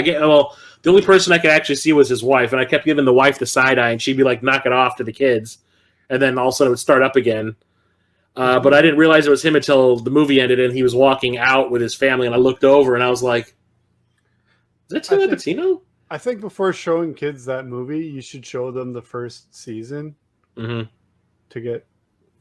Well, you're not going to get the reaction you want. Yeah, I mean, you got to feel, get the feels for why. Yeah, you got to know Optimus Prime before you get him. You got to know who Ironhide is before he's coughing smoke. Yeah, before he gets a blast to the fucking noggin. Yeah, so like. But yeah, I was like, oh, who's that? That's Ironhide. Oh, okay. That's all I heard the whole movie was like, what's that? Oh, is that a motorcycle? It's like, oh. You just hear, bitch, that's Devastator. Yeah. And I will devastate your face if you don't shut the fuck up. Appreciate But like, yeah, so as he's walking out, I look and I was like, is that Tim Patino? Because I'd met him at the Midwest Gaming Classic like the first time you went. Okay. I got him to sign my book, The Art of Atari. And I was like, is that him? So as I'm walking out, he was standing in the hallway because I guess his wife took one of their kids to the bathroom. And I kind of like walked right in front of him and I kind of like looked over and I was like, even though he was wearing a mask, I'm like, yep, that's Tim Patino. And then sure enough, I get home and he tagged himself at the same theater I was watching it. And I was like, oh, cool. Yeah. Just sitting right behind me. I know he lives like a neighborhood over from me, but. That's pretty cool. And then I went and saw Shang-Chi and the Legend of the Ten Rings, which is probably now in my top 5 Marvel movies. I will not talk about it because I can see your little pissy face. I want to see it. It's fantastic. It is so good. If it's anything like the track record so far with the MCU, where characters I could give a shit about have the that's the thing. movies, it's like care. It develops every single character, including the villain. The villain is developed so well that like what he's doing is going to be bad if he follows through with it, but you can see why he's doing it, and like you give a shit. Yeah, it's so well made. Relatable villains are some of the coolest villains. I get it's it, just good. Yeah, I get it, but you don't see what you're gonna do in the process of doing that. Yeah, it's not like the fucking Dark Elf from Thor 2, where he's just kind of like, I'm a bad guy and I'm gonna do some bad things. People go down. To the chest, I'm dead. yeah, like that was the worst. But their track record right now, like I don't care about Ant-Man in the comics. Mm-hmm. The first Ant-Man, the movies is awesome. The first Ant-Man was awesome. I didn't care for the Ant-Man and the Wasp as much. Everything, it seemed like everything was just explained with the word quantum in front of it. Well, they're going to love the new one because it's in the title. Yeah. I was like, more of that. But then, like, I don't care about Guardians of the Galaxy. Those are, like, a couple of the best movies. Yeah. Like, well, you're gonna love Shang-Chi because not only is it a really good movie with a lot of really good action scenes, but it's also got a lot of awesome in-jokes regarding other movies mixed in. And I almost caved and tried to watch a cam version. Actually, I did cave and started watching it. But it was like, I could have handled someone like walking in front of the camera once in a while. But this shit had constantly somewhere was go to this casino website thing. And then there's a big fight at the beginning. Yeah. And right when they start fighting, it's like 2/3 of the screen. Go to something casino now. And I was like, okay, I can't fucking do this. I was like, if it was just kind of lower quality, I would have bit the bullet and just watched it. But I was like, I'm not doing this. Yeah. So have yet to see it. But hopefully Tuesday. It's fantastic. I've seen it twice in the theater. We're doing a double feature. We're gonna hopefully see Shang-Chi and Venom. So. But I also saw the Suicide Squad. I did too. Yeah, HD version of that showed up on my site, and I watched the. That was excellent. Really good compared to the first one. It is so good. Better than Birds of Prey too. Yeah, excellent. Oh man, yeah, like DC sneaks one in on you. Like you're just like get bogged down with like some of the crappy ones. You're like. Well, the thing that gets me is like they made such a big deal about like Flula Borg and Pete Davidson and Nathan Fillion and all those other actors being in it, and a lot of them are from other movies that James Gunn's made before, like Michael Rooker. Yeah. And what's the first thing that happens is like, blah, blah, blah, blah, blah. They're called Suicide Squad for a reason. Yeah, and they say it right there too. It's like you know what we're called, right? What do they call it? Squad X or something? They call it Task Force X. Yeah, Task Force X. Yeah. And it was like and that was another one. Like I saw it with my friends, and we all loved it. We saw it on the IMAX. It was fantastic. And then I went home and I watched it again on HBO Max. I think it's out on the 26th. I'll be buying it. I'll be buying it too. It was pretty awesome. Even though like the main villain is like one of the goofiest. It's like the ending of the Watchmen comic book come to life. Yeah. And they make it work. Like I said, but it works. Yeah. It's actually really great. It's comic book cheesy in just the right way, I think. Yeah. The end villain. But it was so much fun. Well, like, when it's well done, you can pull off cheesiness. Like I want another like Harley Quinn movie now. Because she's so good in it. Yeah, she's perfect in that role. But at the same time, it was annoying in the first one that they like centered so much on her. There's like other cool characters there too that needed as much screen time. You're like, I get it. Harley Quinn. You know, especially the last one, they're fighting like this friggin' otherworldly being. Mm-hmm. And everyone else has like a power that could do something, and she's got acrobatics and a hammer and a gun. Yeah. I'm like, I get. And this one she had a spear.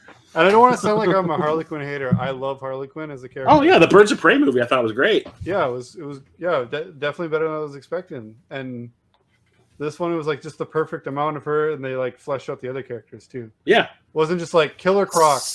Killer Croc's like a major Batman villain. Like as much as King Shark didn't have a lot of dialogue, they developed him pretty well, especially like that scene in the aquarium with those little fishy things. Yeah. It's just like, oh, he's alone.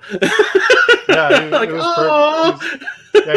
he's most people's favorite character in that movie, I think. I love him on the Harley Quinn TV show. He cracks me up. Yeah. And I'm hoping they do more with that. Definitely. Yeah. Like keep him. It bombed horribly bad though. Did it? Oh yeah. Here, I don't know about overseas, but in the US, it only made like 35 million. Ass. Mm-hmm. Yeah, it bombed bad. But I mean, like the whole HBO Max scenario that they have going on is basically HBO Max to buy all those movies. They basically just gave Warner Brothers the budget back for each movie. Like whatever it costs to make each movie that they bought, they just gave them their budget back. So all the money that it's making at the theaters is just profit right now. Yeah, like I felt like any of these movies that I've watched on the site, I'm buying them, so I don't feel too bad. Yeah, it's kind of like downloading music. I might talk about one of them a little bit later. It's kind of like downloading music was, where I'll be like, yeah, I'm downloading their music, but I'll buy. If I like it enough, I'll buy it. Yeah, I'll go see them, and I'll buy shirts and shit like that. Like if I like the band enough, but yeah, I'm definitely buying it. It's coming out on the 26th, I believe, so I'll be snagging that right away. Yep. And the last I can't show with the kids. The kids, my daughter really likes Harley Quinn. Like she was Harley Quinn for Halloween one year, and I'm like, man, I wish I could show you any of these movies. Just don't get into a toxic relationship like she did. Yeah, there you go. So it's a whole yeah. And I like how anyone who doesn't actually know the story, they think it's a real romantic story, like the Mad Love shirts and stuff you see. You're like, yeah, but actually, like, it's the same type of people who think Romeo and Juliet. It's like a healthy relationship. Yeah, like a most romantic story ever told. Twilight. Pay attention. Yeah. But yeah, last night I went and saw No Time to Die, the new James Bond movie. Yes, Daniel Craig's last crack at it. Yep. And it is a little bit too long. It's like it's just shy of 3 hours. They have like I on my Facebook post about it, I said it's very dense because honestly, it's trying to wrap up every loose end from all the Daniel Craig movies that have been left dangling. So they have like a lot of ground to cover. Please tell me that one of the loose ends was like, oh, Spectre was just a shitty dream I had. No, but they do something awesome with Spectre in this one though.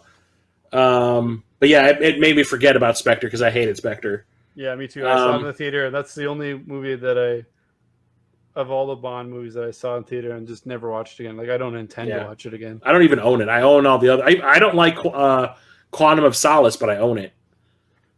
Yeah, I liked the game. It's one of those games. That's one of the few movie games where the game. That is and better. Wolverine Origins. Yeah, where the game's better than the movie. Well, the game's got it's the story of Casino Royale and Quantum of Solace because it's the first like Bond movie that really felt like a sequel rather than just like another story about a guy named James Bond who happens to do the same thing as another movie that had a guy named James Bond in it. Like they never really have. These are all like what happened to that girl connected. he loved? Well, he loved in the last movie. There's Yeah, he's just a swinger. Yeah. He's a swinger.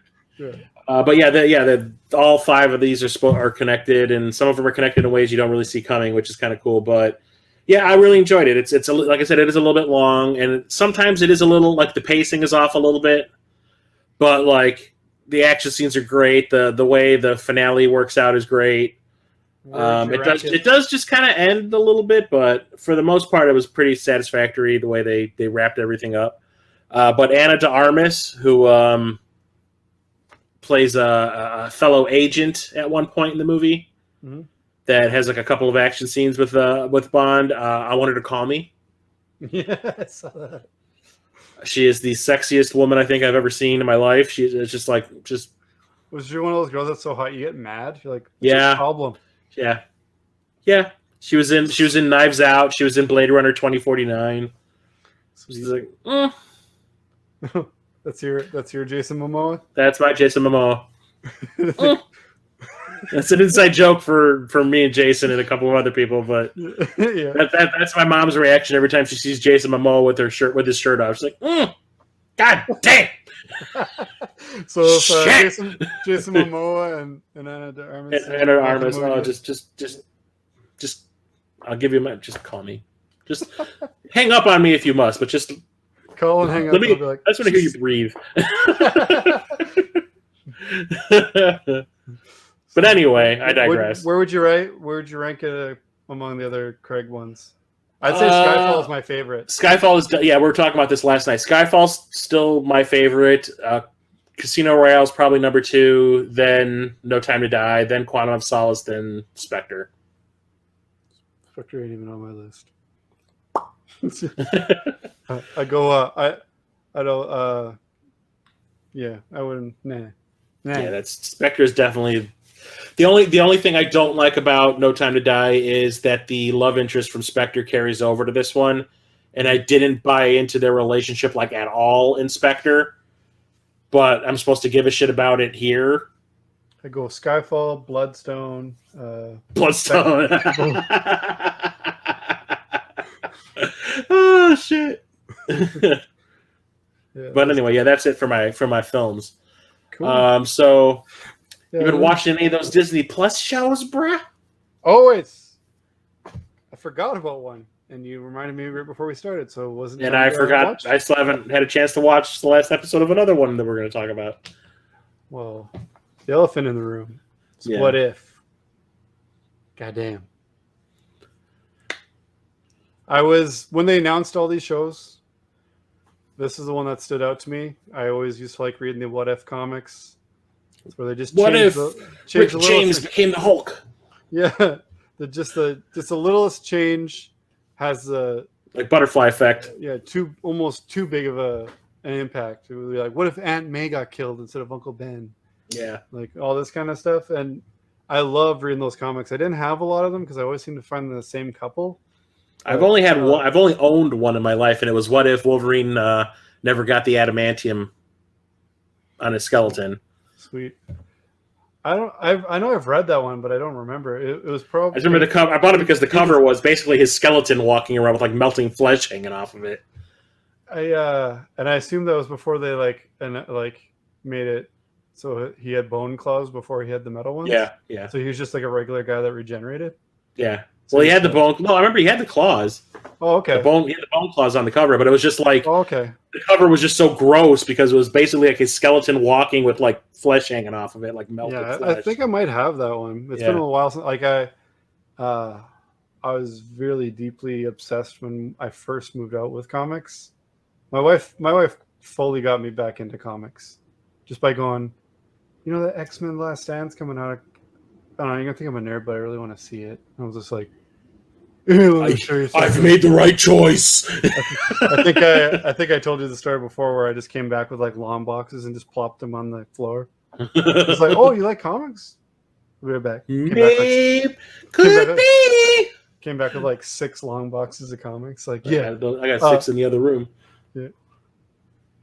Just slap a shipping label on them, bro. But yeah, I still really love comics, but I gotta pick a thing. Yeah, that's why I always. That was like me with the albums. I had to get rid of the albums because I want to keep collecting the movies and the games. Yeah, it's basically what I do. Like, I got rid of Magic cards because that was like a money pit. I'm like, I gotta pick a thing, and games were becoming more and more and more important to me. So I was like, okay, I'll get rid of these. I'll keep a couple. Get rid of the rest. I cut back on the action figures, Transformers for quite a while, where I'd only pick up the ones like I'm like I gotta add this one. And it was only like once in a while, once in a blue moon kind of thing. Until like games are harder for me to get hold of now because I'm cut off from like my major supply chain. I can't go to conventions. Yep. So I've been getting them still, but it's fewer and far between. I bought this town dry, so there's not really much for. You're just mostly buying the newer stuff. People selling, yeah. So it's a bummer, but I found a therapy in all these action figures again. So it's not that I like care less about games. It's just like I'm not paying like eBay more than I know I can get them for. Yeah, so I'm a collector, but I'm a cheap collector. Gotta be thrifty, cheap. brat. I'd rather get 10 of something rather than one expensive something. You know, I'd rather get like I could get like 10 good games for this like the price of this one pretty good game. Yeah. I'm always about quantity, but also quality. So, but what if? Yeah, what if? What'd you think?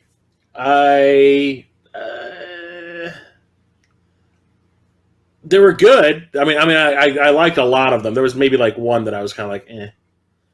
I was iffy on the animation style at first. I'll say that. I don't like the faces. I don't like the lips. Yeah, it's almost like it's almost like they've. Weird. It reminds me of what's that Keanu Reeves movie?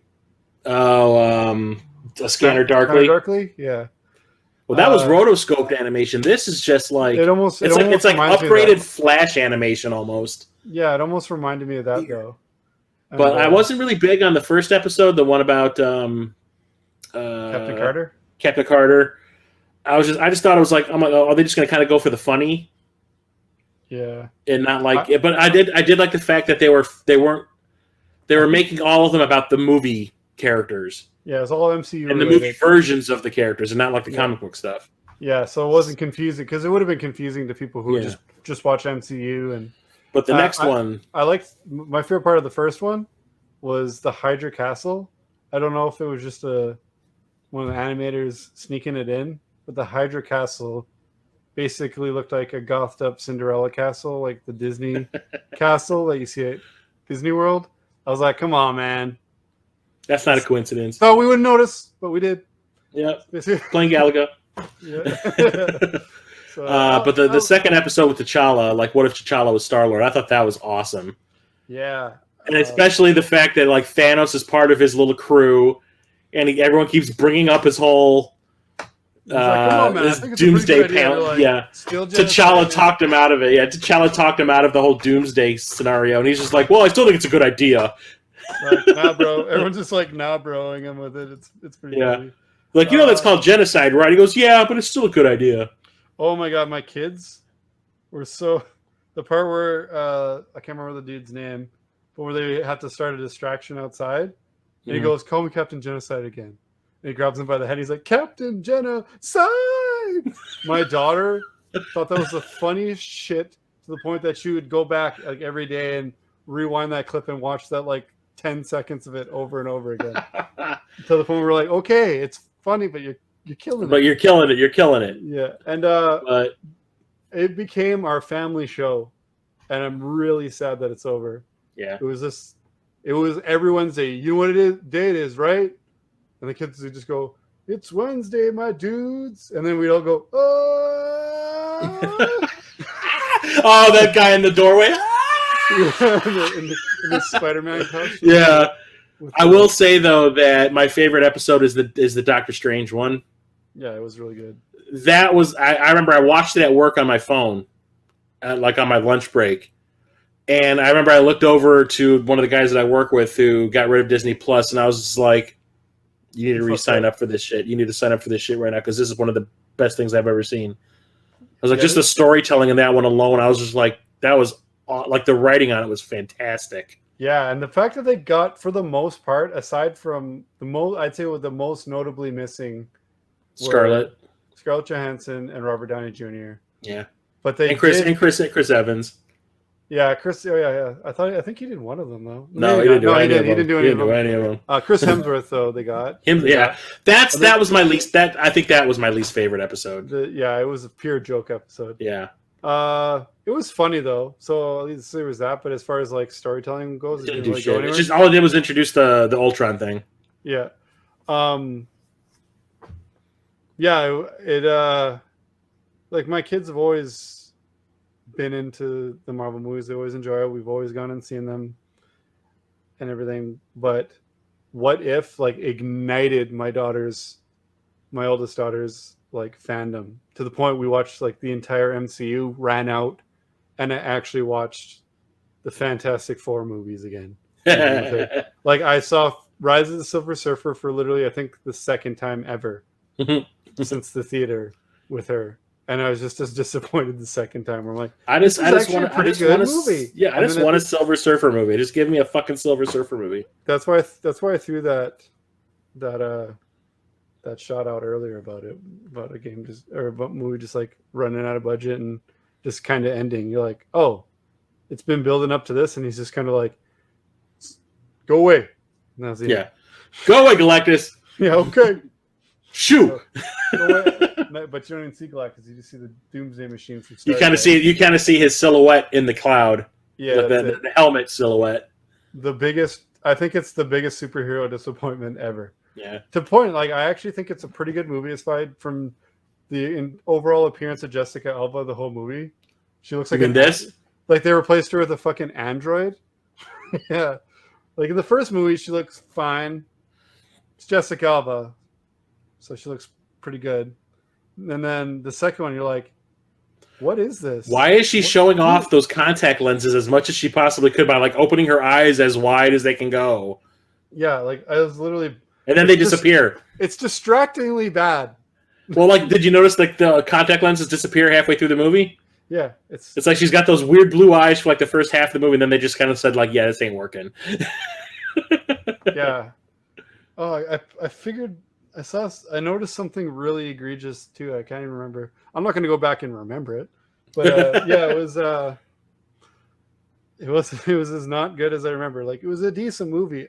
It's better than the first one. Besides Jessica Alba, up to that point, it was a good movie, and then the end just punched in the dick. Like I would have been better if they had just like been like, "You're gonna have to come to a third movie, bro." Yeah, the producers were like, continued. Well, I know they were supposed to show Galactus originally, but the director was like, "I don't like the idea of this just giant robot." Fuck that guy. And he was just kind of like, "Oh, so we're gonna make it into V'ger from the motion picture? Like what? Is a Captain Kirk gonna pop up and Spock gonna mind meld with it?" Yeah, it just reminded me of the Doomsday Machine from the original series just like, or no. something like that. I was like, he's just a cloud. He's like a weird. Fuck this. Yeah, but what if it was a mixed bag, but it was a good mixed bag because, like I say, there's only like the one I didn't like, and then the one that I was kind of met on was the Captain Carter one. But for the most part, I just need to watch the finale. Yeah, but that's a cool thing is like you end up thinking that they're all separate stories, but they end up kind of like converging and coming together. Yeah, like the zombie one was cool. That was cool. That was weird, but it was cool. Yeah, like every episode is like a great self-contained story, and then they kind of what if the Avengers never happened one. Bring them together. Yeah, yeah, that was a really cool one too.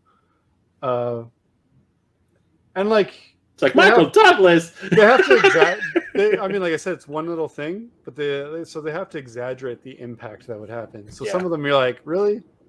So this guy's just like a bitch now? Like, well, it also depends on like your attachment to that character or something like that. It might work better for you or yeah. And it was funny, like you seeing memes like, what if Iron Man lasted a whole episode? They do kind of like beat on Tony Stark the whole time. Yeah, like He's like, make him a bitch. Downey ain't doing it. Let's make him die every episode. Yeah. Fuck you, Downey. Or it's just not flat out not even part of the story. Yeah. But yeah, overall, like we would see what the episode was about. Like I'd look and I'd explain it to my daughter, and she'd go, "Oh, I know I've seen Black Panther. I don't remember Black Panther." That's when we really started getting into it. Because like you remember Captain America, and she's like, "Which one?" It was like the first one where he becomes Captain America. She's like, "Little bit." So we watched Captain America, and then watch Captain Carter. Well, we watched that episode, and I kind of explained stuff to my kids while we're watching, so they can fully get into it. And then we watched Captain America right after. But then the next week, it's like when we started like, okay, this one's about like Black Panther becoming Star-Lord, and she's like, I know who Black Panther is, and I know I've seen it. But, so it was just like, we're watching Black Panther. And then she's like, yeah. And then she's like, oh my God. She's like, that's my favorite one. She's like, I think that's my favorite Marvel movie. So then we like that. And then she's like, now I got to watch Guardians of the Galaxy again. Cause she's like, I remembered a lot of that, but she's like, but I want to watch it. So we watched both Guardians of the Galaxies. And then before, like, you know, she remembered, like, just watched WandaVision. So she got all that. And it was so fun. Like, we watched so much movies as a result of watching What If. So I think that's what they're aiming for. But I hope there's a second season. Oh yeah, there is. Okay. Don't ruin it. I haven't seen it yet. Don't ruin it. No, they just said there was a second Oh, season. okay. It's not. It doesn't like cliffhanger. Without saying anything, there's something that happens in the last one that you're like, did I miss a fucking episode? Like, where did that happen from? Because like I said, they kind of combine, and then you're like, what the? And I actually looked it up. Like, did I miss a week? And I like looked through the episodes. No, it says the progress bar is red on all of them. So I've watched them all. Then I looked it up, and they're like, oh, it was going to be 10 episodes, but they decided not to do this. So there's going to be like an episode next season. So I'm like, okay. But it's just something that like stuck out. I was like, huh. So if you get that feeling, you didn't miss one. Okay. It's not something huge, but it's just like. But it's enough to get you to take notice. You'll notice. I know you'll notice, but it's like, So cool. I had to look it up. So I saved you a Google search. Uh-huh. But overall, excellent. Thanks. Excellent. And the villain they introduced in this needs a toy. Meow. Right now. I need it. And I know they're going to bring it out, and it's going to be a goddamn Build-A-Figure. I'm going to have to buy. Please tell me it's Kang. I'm going to have to buy 6 figures that I want 2 of them to build this guy. You're a son of a bitch because you know that the moment this fucking podcast finishes filming, I'm going to go in the other room and watch it. Yep. It'll be 3 in the goddamn morning, but I'm watching it. You'll see. Ooh. Sorry, Jeremiah, I can't come to your signing party. I was watching What If last night. Man, I didn't even get to read my first issue yet because it's still at your house. Don't worry, I'll get you number 2. Sweet. But at the cool thing is, like at the same time that was coming out, like out of nowhere comes Star Wars Visions. Yeah, and they didn't do the same release thing that they've been doing with everything else, and they just decided to drop all the episodes at once, which is good. Like I said, I did like having like the family night, and it worked out that I got to watch them every Wednesday on Wednesday. Even if I worked that night, I work at 7. Everyone gets home at about 4:00. We managed to watch it as a family, but it was kind of annoying when it came to like WandaVision, especially to me. WandaVision and Loki. It was like, I want to know what's happening. Yeah, tell me now. Yeah. Well, I think we've all gotten used to the whole binging thing, but it get like you've said before, it gives you something to look forward to. Yeah, exactly. Every week. So, but yeah, like the Visions, it was strange for me because like I figured I was going to be going with the same kind of weekly schedule, but no, like I went the day it dropped, I was at work and I checked it out. Like I checked out the first episode on my phone, and then like immediately it says, "You want to watch the next episode?" When that ended, I was like, "What?" You're like, yes, please. And I was like, okay. And then when that one ended, you want to watch the next episode? I'm like, did they put everything up at once? And I look, and sure enough, all 9 episodes are there. Yeah, they've even been doing it with like the Star shows. Like, remember, Yeah. I think I was bitching about Solar Opposites, which is the other animated series from the guys who make Rick and Morty. Mm-hmm. It had been out. It's already been out. It's like the first season. They went from the first season to the second season. They were releasing one a week. And Hulu's had it all already. Mm-hmm. But they were letting it go one week at a time. I'm like, Yeah. And I waited, and then I watched it. But it was just like, sometimes I'd build it up. Oh, we got 3 to watch. But it was just, it's so annoying. Yeah. Yeah, it was strange being able to watch this like that, but whatever. They Netflixed us. That's good.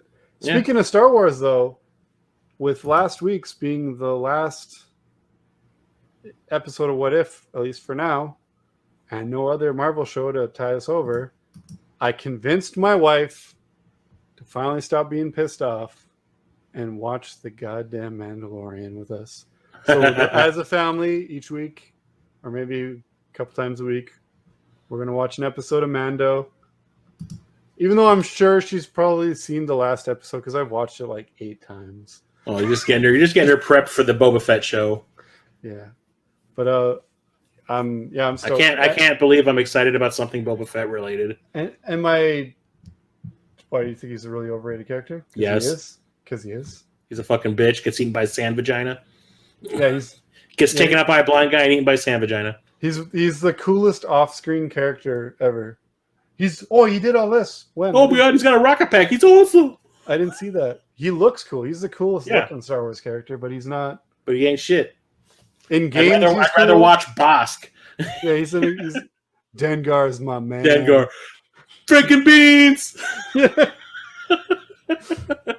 Yeah, so like, I'm stoked. Yeah, because I was like, Mandalorian's like, man, this is what Boba Fett should be. And like, Yeah, shit. I like Boba Fett, but He does more in that one episode where they bring him in fully. Yeah, Into the episode. He does more in that episode than he did in any of the movies to make everybody like him. Yeah, he just looked cool. That's the only And reason. when he was fucking dad bod Boba he did that shit. Yeah, he did more in the fucking holiday special than he did in any of the movies. He made the holiday special worth watching. That was Yeah, that's it. So I'm so stoked to get my wife to finally watch Mando. For anyone who doesn't remember, I thought she'd just watch it when I would watch it again because I was like, I'm not waiting, I'm watching this. And then I was like, you gotta watch it, it's good. She's like, you watched it without me? She's like, I'm not gonna watch it then. And she just held true to that. damn. And I've been teasing her, everyone. She's like, oh yeah, what's something else we could watch? I was like, oh, is this? And she's like, now watch Mandalorian. Like she's watched every Star Wars movie that's came out since we've like been together, and she's watched every other Star Wars movie with me at several times. But just like because of that, she's like, I'm not watching it. Whatever. Have fun with your show. It's just damn. She doesn't usually do stuff like that, but yeah, I was like, okay, I'll wait next time. I was like, I just didn't want it to be God of War 3. Hey, you see Mandalorian? No. Wait for my wife to watch with me. Dude, all 8 seasons are out now. Are they? No. I saw the first episode. Yeah, but yeah, Fish is pretty cool. For those not in the know, it's the anime Star Wars show. Yeah, like I remember being stoked that it was coming out, and then just so into What If that I forgot about it completely until you mentioned. Well, that was the thing. It kind of snuck up on me because I thought it was going to be. I thought they were trying to like stagger the shows. Like when one was going on, they wouldn't introduce another. And to be fair, it's not been very well advertised on like the app. Yeah, when you go on Disney Plus, you see. Well, that's the thing is like it varies. This is like one of those things that like varies in quality like radically, like episode per episode. Is it kind of like the Animatrix of? It is. I mean, I like more of the Animatrix episodes than I did of the Vision show. Okay.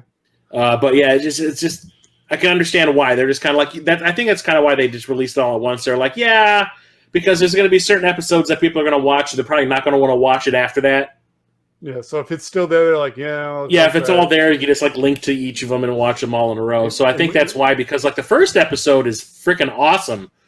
It's like watching an Akira Kurosawa movie with lightsabers. It's even in black and white. Cool. And then the next episode, you have a fucking Jedi rock band. Okay. And it's terrible. Joseph Gordon-Levitt should not be allowed to sing ever again. World lifetime ban. It's horrible. But there's really cool episodes. Like The Duel is the first episode. Episode 4, which is The Village Bride, is pretty cool. My favorite's definitely the Ninth Jedi. That's the one that has Simu Liu in it, the Shang-Chi.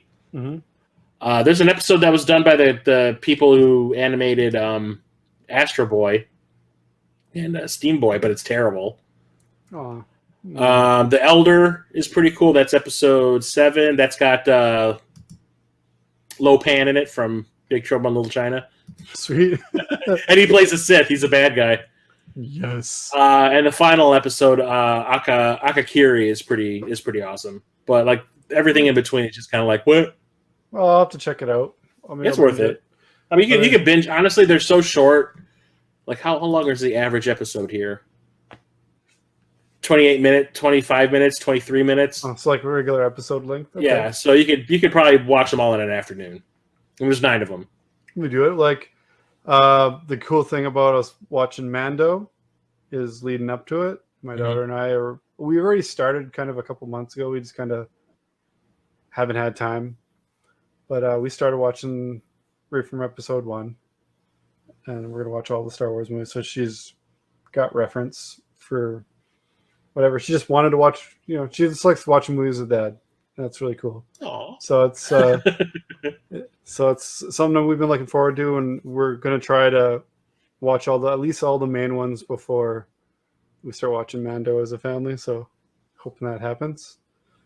But yeah, that's about all I've been watching, right? All so right. I got a bit of a PSVR recommendation. Do that shit. Yeah, I figured because of it's being Halloween and all, maybe a horror game might suffice. So I decided to go with the stereotypical one. Resident Evil Biohazard. Yeah. The game I got with my VR. Yeah, the one that makes people. This is like the litmus test for VR for people. Yeah, if you can play through this game and not get motion sickness, then you're gonna be okay. Which is weird because out of all the VR games I've played, it's got the most like things to like help you. The most things like, oh, you can, what kind of turning you want. You want a 45 degree, 90 degree. And it still is the only game that's really kicked my ass. And to the point that I actually took gravel to play it. But yeah, but it's the most beautiful VR game I've probably played. Sorry? What were you saying? The only one that has made me even slightly motion sick besides that was if I played too much of Robinson the Journey. But that was after like an hour or two. Whereas that was like, oh, it's been 3 minutes already? My tum-tum's going. My tummy hurt. Yeah. I'm getting the migraines. Yeah, we're to the point where it's not just like, whew, I need to look away for a minute. It was like, I need to lay down. I can't. Right it's now. Resident Evil everywhere I look. Yeah, no, right. I would, I take take the helmet off. Take it off and just kind of like look around for a minute and you're good. And then, no, this is like, I need to take this completely off and lay down. I'm sweating. I'm going to throw up. Like, knocked me on my ass. That's like me when I was playing Vader Immortal. We just sweating like a motherfucker. I'm like, I got a new workout routine. Did you play Creed? Vader Immortal? Did you play Creed? No, I have not played Creed yet. If you play Creed, that's the sweatiest I've ever gotten playing any video game. Yuck. That's how sticky. I took a 3:30 a.m. shower. Like, oh god, I've never had to schwitz like this when I play video games. It's not even like you're going that much. I was just like, wow, it's so sweaty. Well, it's the movement. And I was sitting under a freaking air conditioning vent even. So I was just like, why am I so sweaty? I sit on a towel, man. Well, I'm going to have full transparency when it comes to this, though. I have not actually played it. Okay. but I have watched Musty Hobbit stream it extensively.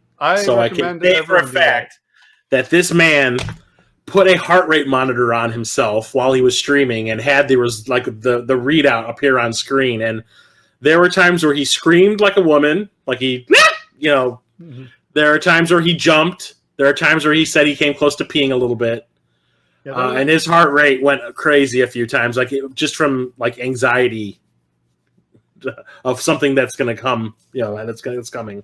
I have it on both Xbox and PS4, and I don't think I'm going to be able to get through it all on VR, unfortunately. But I do need to beat that one. I intended to actually play. It's actually in my little CD case to play at work, and I intended to beat it before Village, but I just couldn't. I'm just hoping that they release a VR version of Village. That would be cool. It's very good. But yeah, I keep on putting off playing it because I'm honestly afraid that I might piss myself a little bit. But I'll play it eventually. Just don't play it on stream, or you might. I might embarrass myself. Someone might see a stream in more than one way. That's a piss joke. R. Kelly, topical. I'm just kidding. He's in jail. She didn't want to get pissed on. She just moved out of the way. Yeah. Anyway. So yeah. Good. So shall we share some pickups? You betcha. Yeah. I'll go first for movies and stuff, and then you. Cool. And then you go. Yay. So these are both ones you got. I'm going to show them both at once. I got Zack Snyder's Justice League because I had to. It's the reason I even got the HBO add-on for Crave. And unfortunately, it's not as good as HBO Max.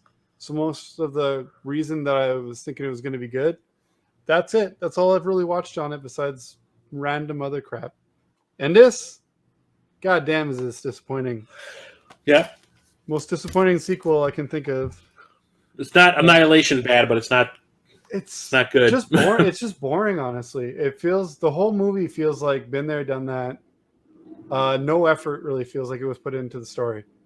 The most entertaining part is the very beginning, because it gets really meta with the Shaggy joke. Yeah, people want Shaggy to be in a Mortal Kombat game now because of that shit. Yeah, cool. Well, there's the joke 2 years ago about him not even using 10% of his power, and he was godlike and all this shit. And it was kind of a tiresome joke, but it was funny seeing it in that context, them actually acknowledge it. But besides that, I haven't felt that way about a movie where the very beginning was so cool, and then the rest of it was just since the Aqua Teen Hunger Force movie.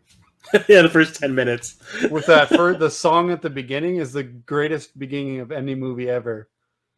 And then the rest of the movie is just We ran out of ideas, guys. If I had a cell phone at the time that I watched that movie, I would have been on it. Movie. But yeah, that's all I got for movies. Should I go on to games, or do you want to go games? I can do my movies real quick. Do your movies. But yeah, definitely had to buy that. I didn't even realize. Well, the thing about this is I didn't even realize we were going to get a home video version of this, because I thought this was going to be an HBO Max exclusive, they were going to exclusively have it forever. Yeah, I was pretty surprised when I saw it. Yeah, I went to my Target to go grocery shopping, and I saw this on the shelf, and I was like, "Huh." I'm pretty sure I bought both these the same day, because I think they came out the same day. Yeah, and I got this for 100% free. Cool. I remember I told you the story. You can run really fast. Huh? What? No. No. I was talking to the lady that was ringing me up because I had groceries also, and I think she scanned it, but it didn't actually register as scanning. Yeah. And she just threw it in the bag, not realizing that it hadn't registered, because when my bill came up, what my total was going to be for everything, I was like, now with a $35 movie in that bag, that's the price I'm should be paying. So Sure enough, I got home, I looked at the receipt, and she did not charge me for it. So I've gotten lucky with that a few times that I've not even noticed until I'm like, wait, I bought a game and groceries, and it came to the price of the game. Mm-hmm. And then I look, and I'm like, They didn't charge me for that game. Yeah, I was surprised. I wasn't going to go back and tell her though. Yeah, one time I got a free barbecue because they scanned it, but they didn't put in my discount thing first. Mm-hmm. So they like scanned it off and then forgot to rescan it, and I didn't even notice at all because I bought a lot of shit that day. And then I was thinking about it like a week later, like that should have been more. Why do I have this much money in my account? I think it was like a couple days later, and I was like, did I? I'm like, I got a grill for free. Yeah, that's pretty cool. It was Walmart, and I earned that. I worked there for almost 9 years, so. Let's see here. I'm the kind of guy that would be an asshole and point that stuff out, though. I got that too. I just don't have it in here. I watched it and brought it back in the house. So it's not. Aw. But yeah, 4K transfer. Like you said, it's not super noticeable, but it's still enjoyable. But it's still. I mean, the movie still. Like I was talking about when I saw it in the theater. Like the cards holds up. The Steelbook. I'm a Steelbook slut and a Transformers slut. So that was the best of both worlds. Oh, sorry about that. The less said about that, the better. It's not my favorite in the series. It's just 9.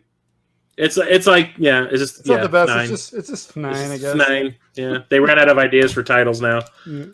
But yeah, not my favorite in the series, but it's all right. It has a director's cut of it on there, so I'll check that out. But whatever. I haven't seen. But the big one I got, I haven't enjoyed. Huh?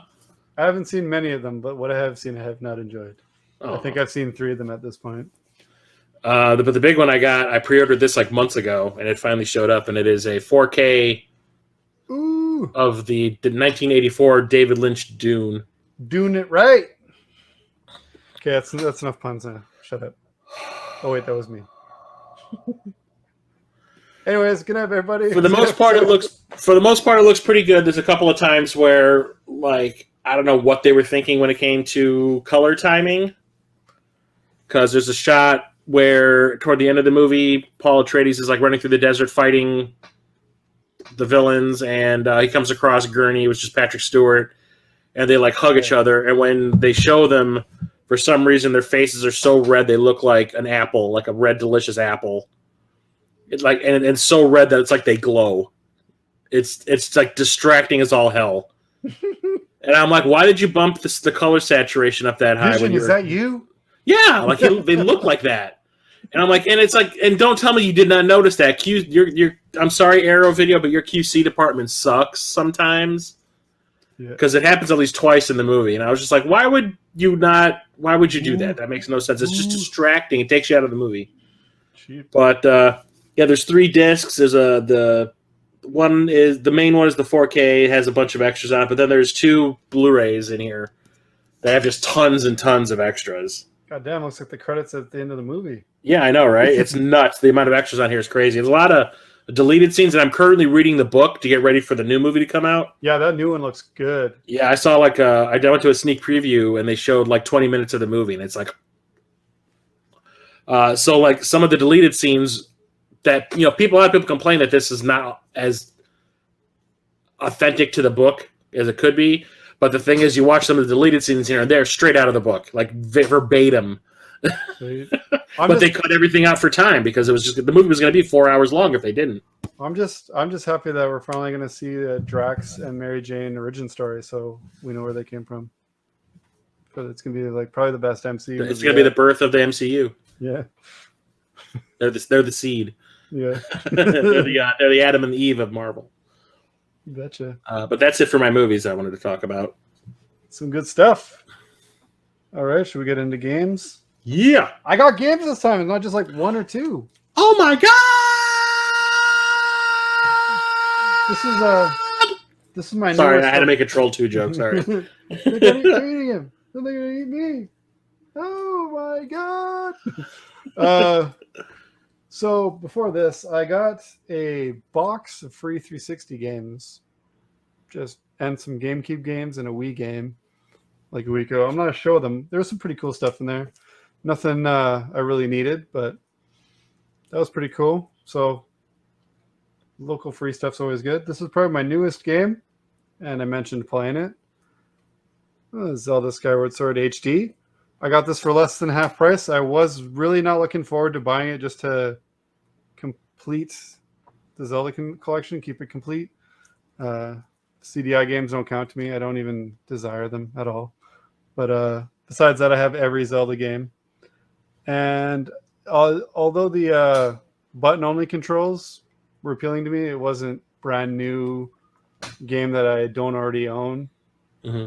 Price worth it. So getting it for less than half price was really cool. A guy used to work with at Domino's, selling it on the first Facebook Marketplace. Came through with that, and I was like, cool. I could have got Link's Awakening on Switch half price too, but I already had it, and we know how I feel about that. But another game I got brand new from Walmart. It's only like a week or two old.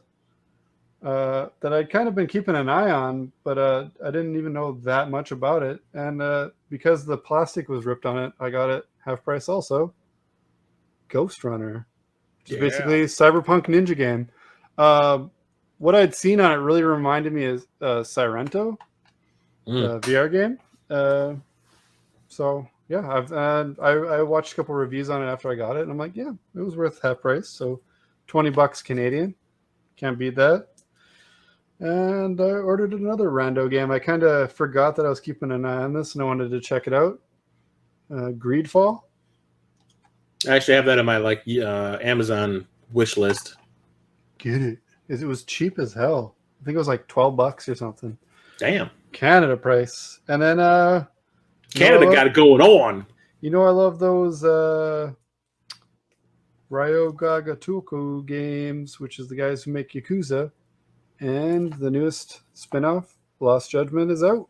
Finally. Had to pick that up. What the hell is on? Oh, a little confetti thing. So yeah. Not a dead fly? I haven't even played the first one yet. I wish it was a dead fly. I just spoiler alert, I just got the PS5 version of the first one.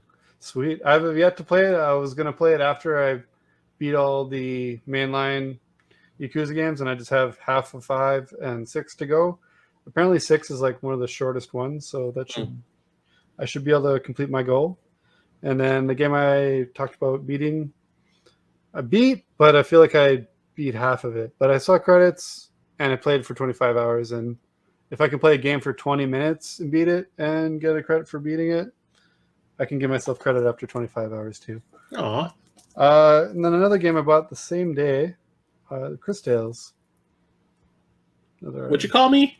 Chris Tales. Chris Tales. Woo! Look forward to that. It's your life story. Anime version. And then another game. Pretty new game. I've heard really good things, and I've heard really generic things, but it was on really cheap for how new it is. Got Lawn Wonderworld. It's Squeenix, so I'll give it a chance. I've heard it's misunderstood, so I'm looking forward to forming my own opinion. And some other really... It's just trying to find itself. Yeah, I got 3 real cheapy games in the same day. It was that one, and this one I think it was like $5. Captain Tsubasa. Rise the soccer. Yeah. It's a soccer anime. I don't know. I'm not big into sports, but this looks like it's just going to be wacky fun. It's probably just going to be like an arcadey soccer game. I don't even care. Yeah, I'm all for sports games if they're arcadey. Over the top, yeah. I like arcadey. I don't like football, but I like playing Blitz. Yeah.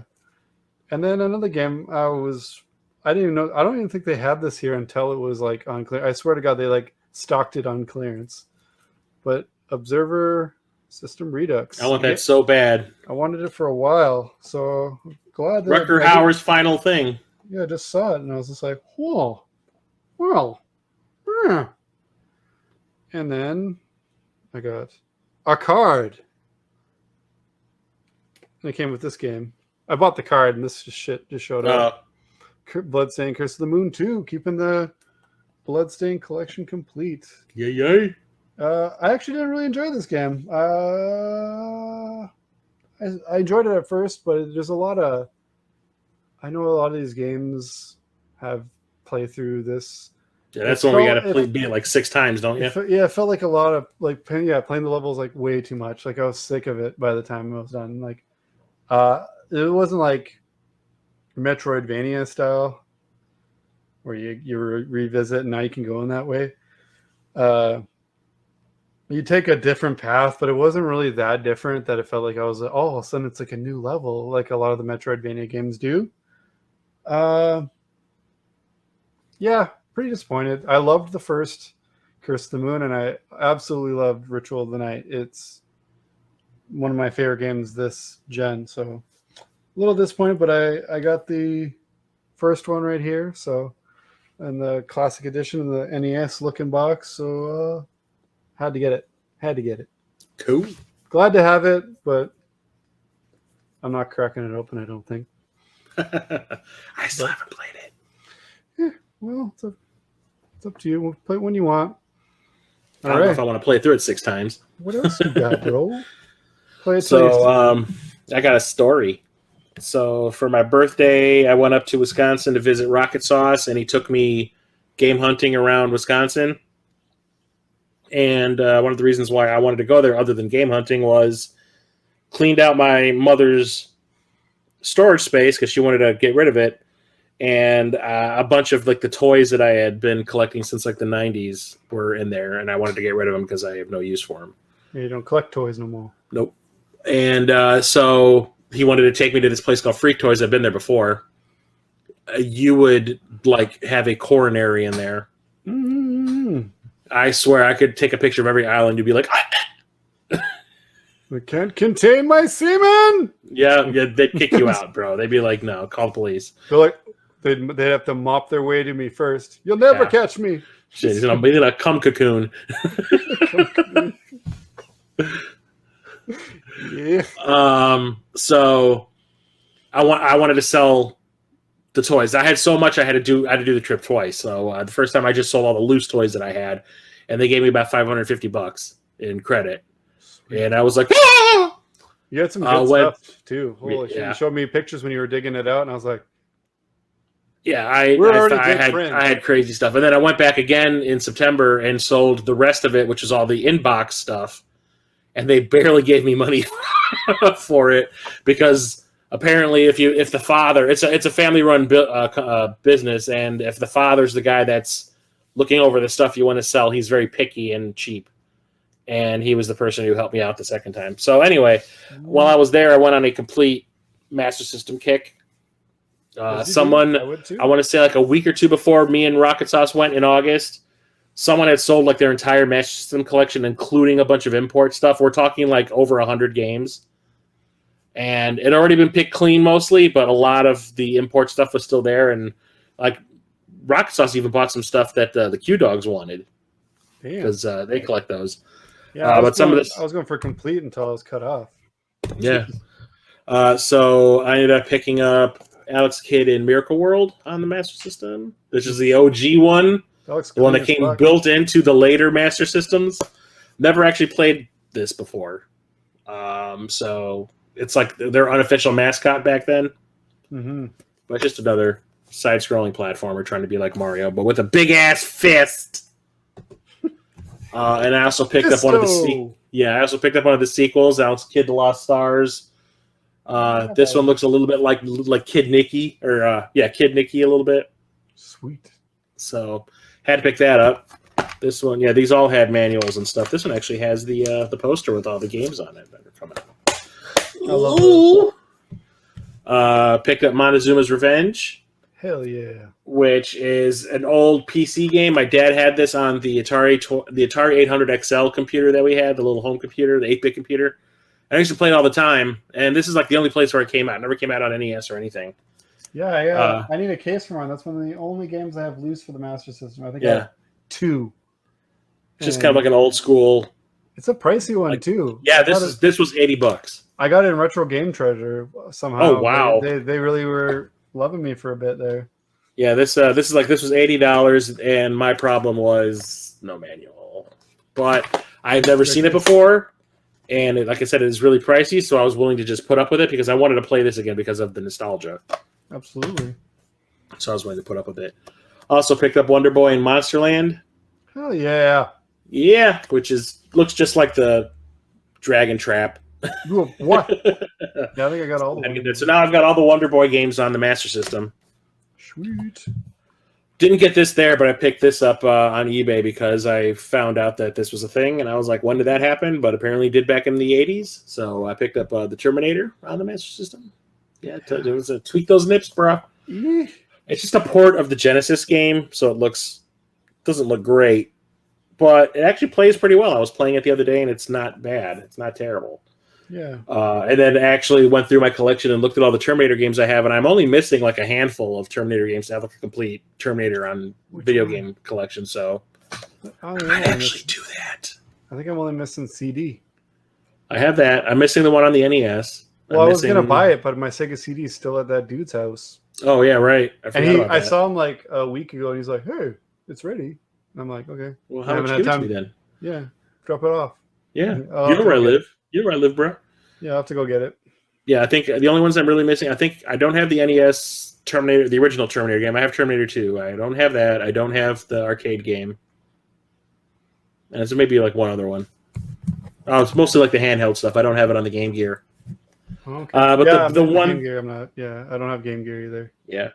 The one that took me by the surprise, I didn't realize was the thing. I actually stole this from the Q Dogs. Because I staked my claim on it before the Q Dogs could respond to Rocket Sauce's text about it. Him and his but I picked up the Smurfs. The Stumps. Yeah, but this has every version of the title in every language. But I guess this is like a French thing, so Les Schtroumpfs. That's cool. We can ask Dennis over at Retro Rivals if he knows if that's the original spelling and pronunciation of it. But yeah, it's a side-scrolling platformer. It looks a lot like, to me, it looks like Bonk's Adventure. Yeah, actually, yeah, I'm getting vibes from that too. But I'd seen a video. Maybe. Yeah, I had watched a video of gameplay of this like months before I picked it up on YouTube, and I was just kind of like, oh, that's a thing. So I was completely shocked to see this there, and when I did, and it was not super expensive either. So I was like, yeah, I like my licensed shit. I'll pick it up. But the big one, the world loves the Smurfs, man. La la la la la. I love the Snorks. I love Snarf.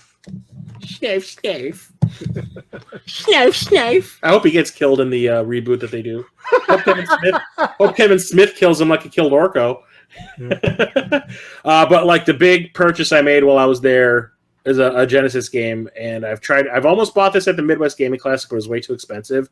And this was expensive when I got it, but since I had all that credit, I didn't give a shit.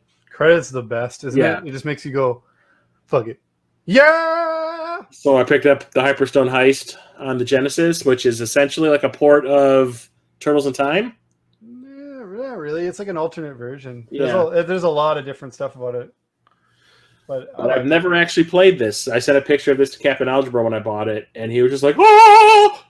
It's like, I'd say it's as different from Turtles in Time as Castlevania 4 is from Bloodlines. Like it's barely related. See, I was under the assumption that this was like, because I guess I thought that Turtles in Time was an exclusive for the Super Nintendo. That was their workaround, was to kind of like tweak it a little bit. Yeah, it's got kind of the same concept that you fight Pirate, Bebop, and Rocksteady and shit. Yeah, I can see him on here right now. But it's like almost like they took different levels for different games. So it's okay. It's its own game, and definitely it's not like playing a port. So, but yeah, it is complete. The cartridge was a little bit beat up. You can see there's like a little nick in the label right there. Good Nicky. But the thing is, like, when I had seen this at like the Midwest Gaming Classic, they wanted like $400 for it.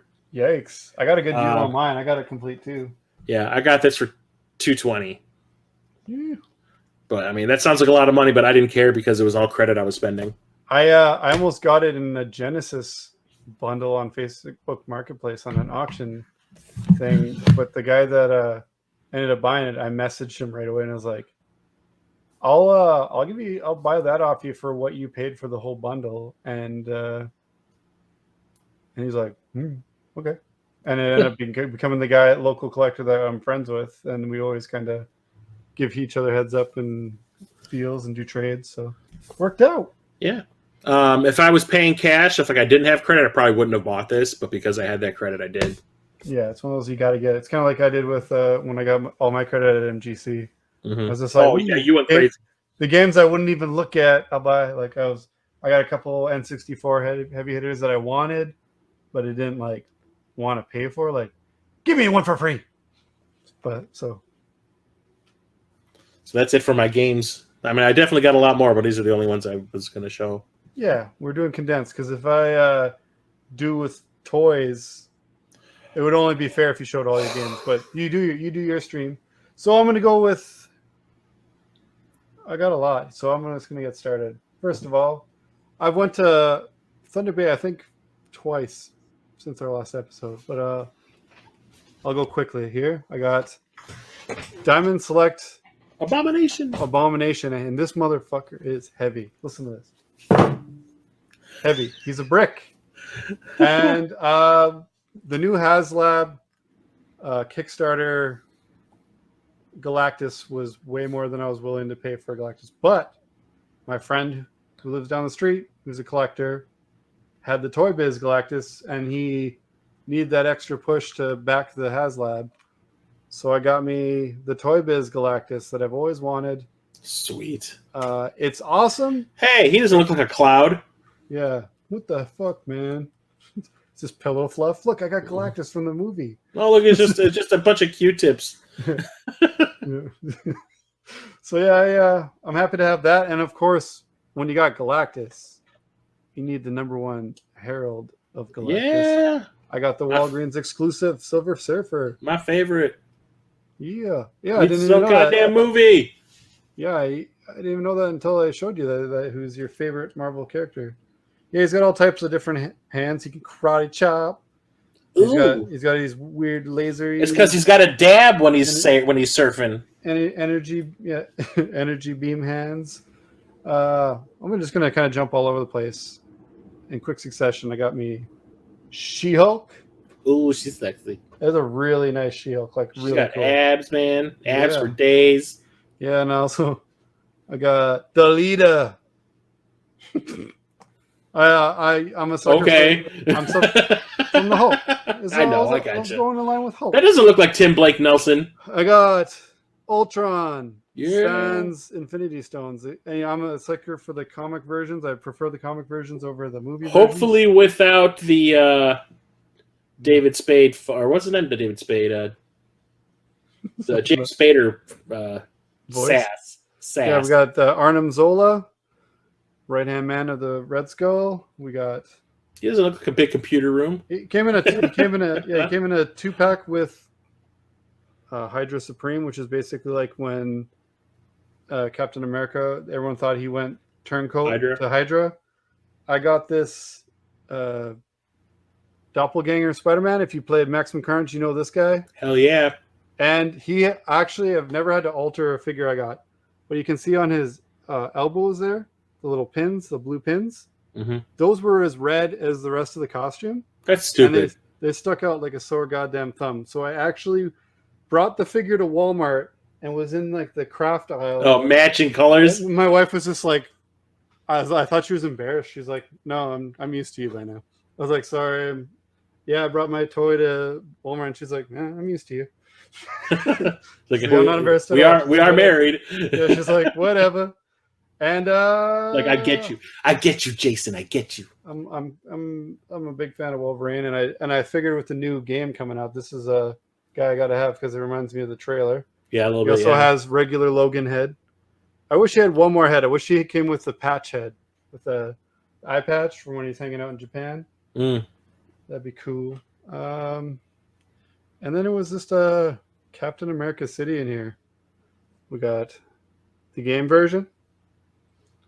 We got, remember what everyone was calling him, Fat Captain America. Well, I'll put this where everyone else will. Oh recognize God! him. And we got America's Ass Endgame Captain America. I found him for a really good deal at a comic store. And then I got the one I absolutely needed. I know I've saying I've been picking the MCU figures up, but I had to get Endgame Final Battle one. And this is not a Marvel Legends. This is actually a what are they called? I don't know, expensive ass one. Yeah. He came with a whole bag of heads and hands and little pieces for the hammer, different shield that's complete. Really cool. But yeah, real pricey. And to go with that, I had to get me some Chunky Thor and his little lightning bolts and his lightning imbued Mjolnir and Stormbreaker. Because when I got that, I absolutely had to get Iron Man from the final battle so I could create the whole scene. Yeah. We got confused. Where the fuck my stones go, Thanos? Look, no, it's what? Thanos? Yep. What? Yeah, he also has Smug Face. Looks like he's taking a shit. An Angry Battle Face. Yar. Rain fire! Do it! Do now! And then we got Ashy Larry. I'm dead, bitch! Yeah, so. Pretty cool. I'm dust. I had to get those. I had to get those all together. I figured I can't not get those. And then that's what it for him. It's I don't feel so good, Mr. Stark Thanos. Yeah. And then we got Iron Man from the first movie. Cool. Just got him because I got him for a decent deal. It was Iron Man month. There's a whole wave. So I got this Iron Man. We got Silver Centurion Iron Man. We got 2020 Iron Man. We got Stealth Suit Iron Man. We got Infamous Iron Man. That isn't even Iron Man. It's Dr. Doom in an Iron Man suit with limp lightning hanging off his wrists. Aww. Like it ain't no thing. And we got Ironheart, which is Woman Iron Man. Riri Williams. TV show coming soon. You bet. So I'm glad I grabbed that now because it'll probably be hard to get once that show comes out. And then I had to get, I'm glad they showed up because they were supposed to be Target exclusive, but I guess that's just in the States. The Dynamic Duo! Dick Print! Mr. Autumn West. And they can't just walk and run everywhere in front of a green screen. You got to get around in style. Got me that. There needs to be a sideways building they can climb. Super sexy. Oh yeah, that's how they'll be set up. There's also a Batcave setup coming out and Cesar Romero Joker. He's the only one I haven't been able to find yet. But rest assured, I will acquire him. You bet. And then I got a couple more of the Transformers from the Red series, which is the non-transformable. Got Bumblebee. Who's not so small. He's like, the only thing that bugs me is the scale where like they're all the same size. Yeah. And then I got really disappointed in this one actually for how much I wanted him. I think it is. Coronation Starscream. By the fact that I had to fix him before I could even raise him up is his blasters don't hold on for shit. And where's his crown? His crown. This was just bad comedy. Honestly, this figure is bad comedy. Speaking of which, it's your boy! Damn right. Galvatron. There's a hint. The absolutely coolest Galvatron ever. Even with the Matrix necklace. Yeah, and the fire effect isn't from this figure, but it's from the next thing I'm going to show. Hopefully I don't hurt my back. But it's the Autobot Arc. Oh, you finally got it, huh? Yeah, I got him and Galvatron the same day. So he showed the Silver Surfer what's up. He's been surfing around on this. And that turns into a robot, right? Yeah, it turns into a robot. I have no want to actually turn it into the robot though. I want to just slam this into a mountain and display it in a pile of dirt inside of a volcano. Jason, why you got a pile of dirt in your garage? For the Ark, bitch. I cannot wait until my kids have a science fair and they need to make a volcano because that shit is going in it and they're going to win first motherfucking prize. I got a few others. I don't want to blow the whole load now and bore you to death, but I'll save those for the next episode because I'm sure I'll have some more stuff from my trip. But this is we'll end on this because it's game related. We got Ciri from The Witcher 3. Nice. And I love that fire effect. That's really cool. Yeah, that's pretty cool. Yeah. It's been a bit. So yeah, that's the condensed version of some of the coolest shit I got. Actually, I'm going to show this because I want to open his ass.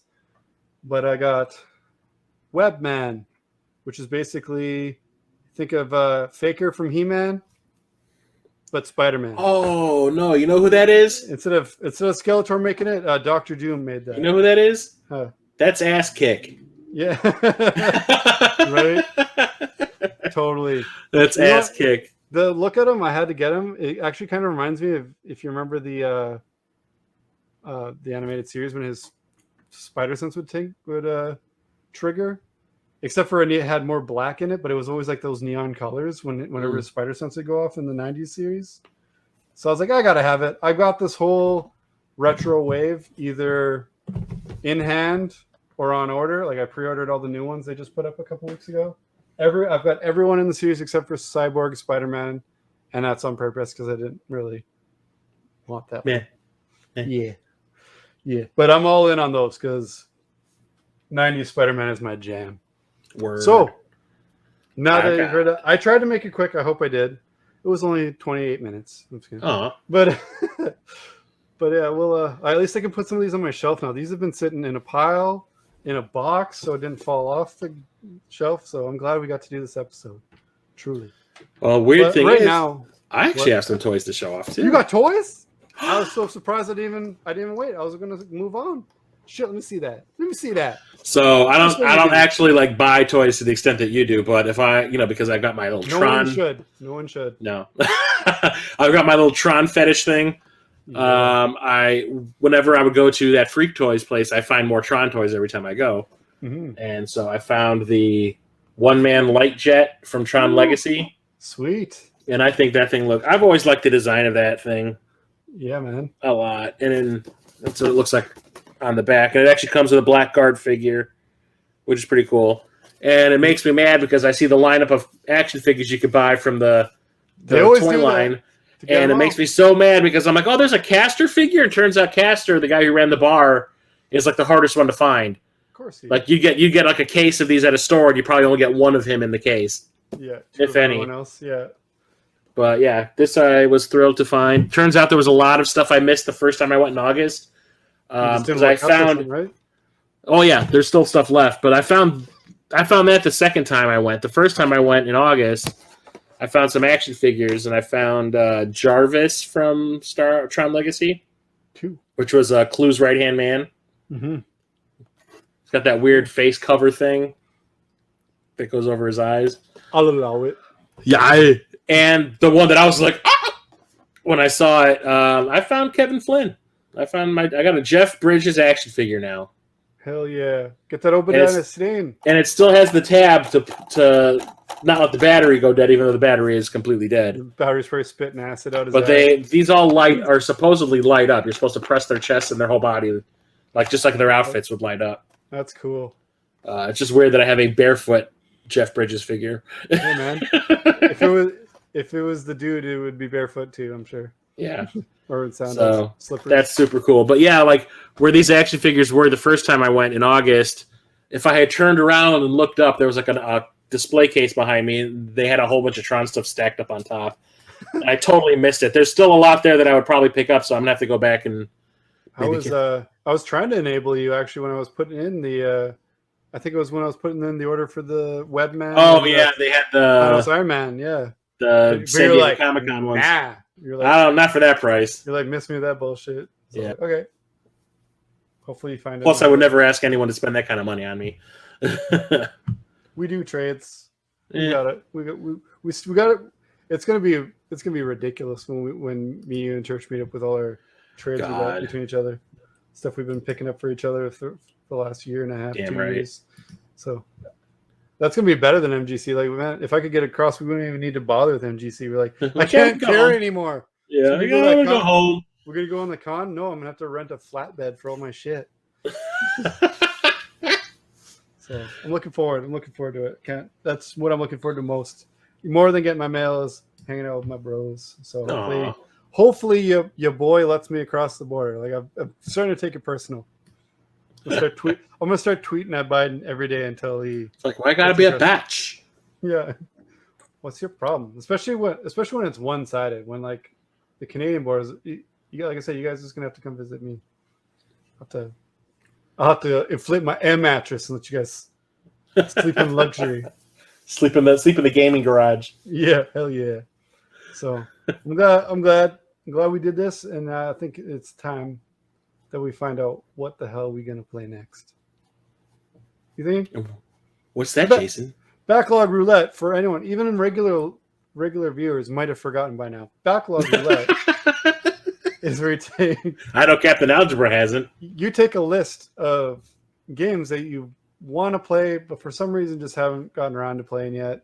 You can even do it with movies, anything that you've been meaning to. Porn magazines. Now, yeah. How many months are you behind? Are you 38 months behind? Well, make a list of 1 to 36, 0 and 00 of what you want to play, and we're about to spin a real life roulette wheel and figure out what we're gonna play in style. No CG. This is all real. No cap. This is physical effects. This is practical, baby. So yeah, when the number comes up, that's the game we play.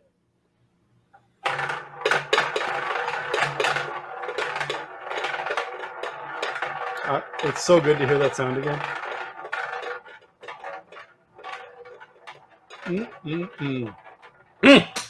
God damn. Ooh, what do we get? What do we get? Number 11. I think we've gotten 11 before. Ooh. What we got? What we got? What you got, Chris? I got roller games on the NES. I hope you love it. I think I will because I have played it before and it's pretty awesome. Oops. I brought up my games I've beaten list. I'm like, what the hell? G.I. Joe Operation Blackout? I don't remember putting that on the list. Woohoo! Hi-ho! Snow White. Hulk Ultimate Destruction. Hell yeah. Marvel-tastic. I can't wait. Now I just got to figure out which one I'm going to beat, the GameCube one or the PS2 one. I might even have both. Xbox side-by-side comparison. Yeah. I'll play them both at once. One with my feet, one with my hands. This GameCube one handles like okay, shit. Rising Blue Phoenix. Yeah. Oh shit! I don't want to steal anyone else's gig. Oh, I'll just beat it one hand each. What was he playing? Legend of Zelda: Ocarina of Time with his feet. Yeah. The champ. But he does play 2 Pokemon games at the same time. God damn. I want to be like, what's that? Michelangelo Battaglio, the guy that plays the guitar with 2 necks, and he just plays like this. Mm-hmm. Yeah, he's crazy bastard. No. Yeah, I'll just pick one. I have a feeling that I'm going to like this one. I haven't rocked the cube in a bit. I hope you do. I sincerely hope you do. I know I enjoy this one. Like flick me off halfway through the game, I'll be okay. I have played this before. My brother actually. I think I bought it for my brother back in the day because he got the Hulk game for like the 2003 movie and liked that. And I was like, "You like that? You're gonna love this." And then we played it. We played it together, but I never really got very far. He kind of played it on his own, and I'd pop in and we kind of trade off a little bit. But that was about it for my experience. But I loved the 360 game on the Incredible Hulk movie. I had that for the PS3. And most people seem to consider that like a watered down version of Ultimate Destruction. I thought it was awesome. So if I thought that was awesome, I'm in for a treat. Yeah, I think once I finish playing Dex, I mean, I'm saving ActRaiser for the stream specifically, but once I finish Dex, I'm going to go through and play all the Marvel games I have on my PS3, like the 2 Iron Man games, the Captain America, the Thor, the Hulk. I enjoyed Hulk. I feel like the first Iron Man gets a bad rap. I really enjoyed the first Iron Man. The boss fights were cool. The I don't know. The second one was like, you want 1,000 gamer score? Here you go, like 3 hours. It was definitely the effort wasn't there. Like you could feel the effort in the first game. Like you could upgrade your suit, switch different things around, and like I really like that. Like the upgrade system. I didn't think the flying controlled bad. Everyone seems to complain about the flying being bad. I don't know. I thought it was good. Not just because I love Iron Man. I think he's all right. I only I mean, I should show it, and not buy more than like 8 Iron Man figures in a month. But you know, I gotta get my. You're not biased. I gotta get my message across at some point. But I really like the second one. Like, what I like is that they don't just follow the movie and that's it. Like, oh, all you fight is Iron Man. Well, you got to extend the story somehow. Yeah, like you fight a bunch of cool bosses and stuff that are from the comics. The second one you fight, there's cool moments, but the second one's just kind of the heart isn't there that I felt in the first one. And I also think there's a achievement, probably a trophy too, for if you play both Iron Man and the Hulk games, because they came out like really close together. I'm pretty sure that one of them or maybe both of them have an achievement for playing the other. So if it detects that you have saved data, yeah, it fucking from the other one. Psycho Mantises you and goes, "Oh, you like Iron Man? Have 20 gamer score or whatever the fuck." As soon as you turn it on, I'm like, "Yeah, okay." Like Iron Man even more now. Get me achievements in other games. God damn. So yeah, I'm with you on that journey. I want to see that shit. Yeah, I haven't played Thor probably because I've heard really bad stuff about it. But like I said, I've also heard bad stuff about the Iron Man one, and I enjoyed that. So I'll have to get to. I hear Captain America is pretty awesome though. Captain America is like a smaller scale Arkham Asylum. I really liked. I really liked the Captain America one. X-Men. Yeah, I'm all for it. What's that? X-Men Destiny. That's the one. That's the other one. That's the one that's like playing Grand Theft Auto 5 almost. No, this one it's like you pick like a power set, and that's your character, and you see other X-Men. Like, I fight alongside Wolverine. Oh, kind of thing. I think it's X-Men Destiny. Whatever it is, I thought it was a decent game, but it wasn't what I would want out of an X-Men game. Because I'm like, oh, there's Wolverine. Wish I could be that dude. You got to play Marvel Alliance if you want to play that. Oh, Ultimate Alliance. Yeah. Speaking of games that my wife and I used to play, that was our jam. So when the third one came out, naturally I was like, and she was like, I'd love to, but let's be real. And then we got kids. We got kids now. And then I played it with my daughter, and I was like, carrying on the tradition. Yep. If you won't play it, make me someone who will. If I can't play it, no one will. Yeah. So that was cool. I'm stoked. Yeah. I'm excited about my game finally. Yeah, I'm excited. You might have overshadowed it now. Now I want to see you play Marvel games. Like I said, I got to beat Dex first. So I'll be in those streams. I'll be encouraging you every step of the way. Aw. Do you have all the Marvel games? I do. I have them all on the PS3. Speaking of that X-Men one, I think it's the only one I don't own, but I've already beaten and have like all the gamer score on it. But I have it for PS3. But I went out of my way to try and get them all for the 360 because that was my lead system last gen. Anyway, I'm glad that you're stoked on your game. I'm stoked on my game. I hope everyone got a game that they're stoked on. I hope everyone participated. Everyone in the whole world. I'm sure Captain Algebra is. He better be. He's going to be texting me tomorrow. Did you record one last night? Say, I ain't telling. Keep an eye on that. I don't know nothing about nobody. Yeah. What the hell's a video game? Is that like chess? Is that like that Pong shit? Like, we only talked about Atari 2600 and television and Odyssey 2. Yeah. We went too in depth and we had to cut some things. Go anyway. Yeah, keep an eye out for the giveaway. I want to give it to someone who's going to really appreciate the Tales of Arise and make it worth me waiting and not downloading it. So yeah, if you got a PS4, I hope you enter. And yeah, thanks for tuning in. Thanks for being part of this, Chris. Good talking sort of face to face. First time in a while. Hopefully, yeah. Let's everyone watching right now. Let's start berating Biden to let me in.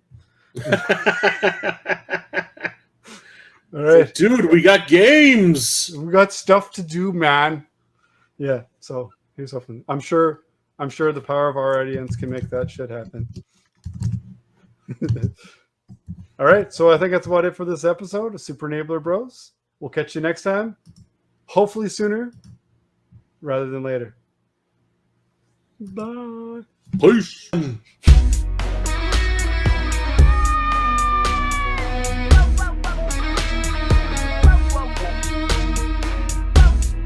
Hasta la vista, baby. Goodbye. In case I don't see ya, good afternoon, good evening, and good night.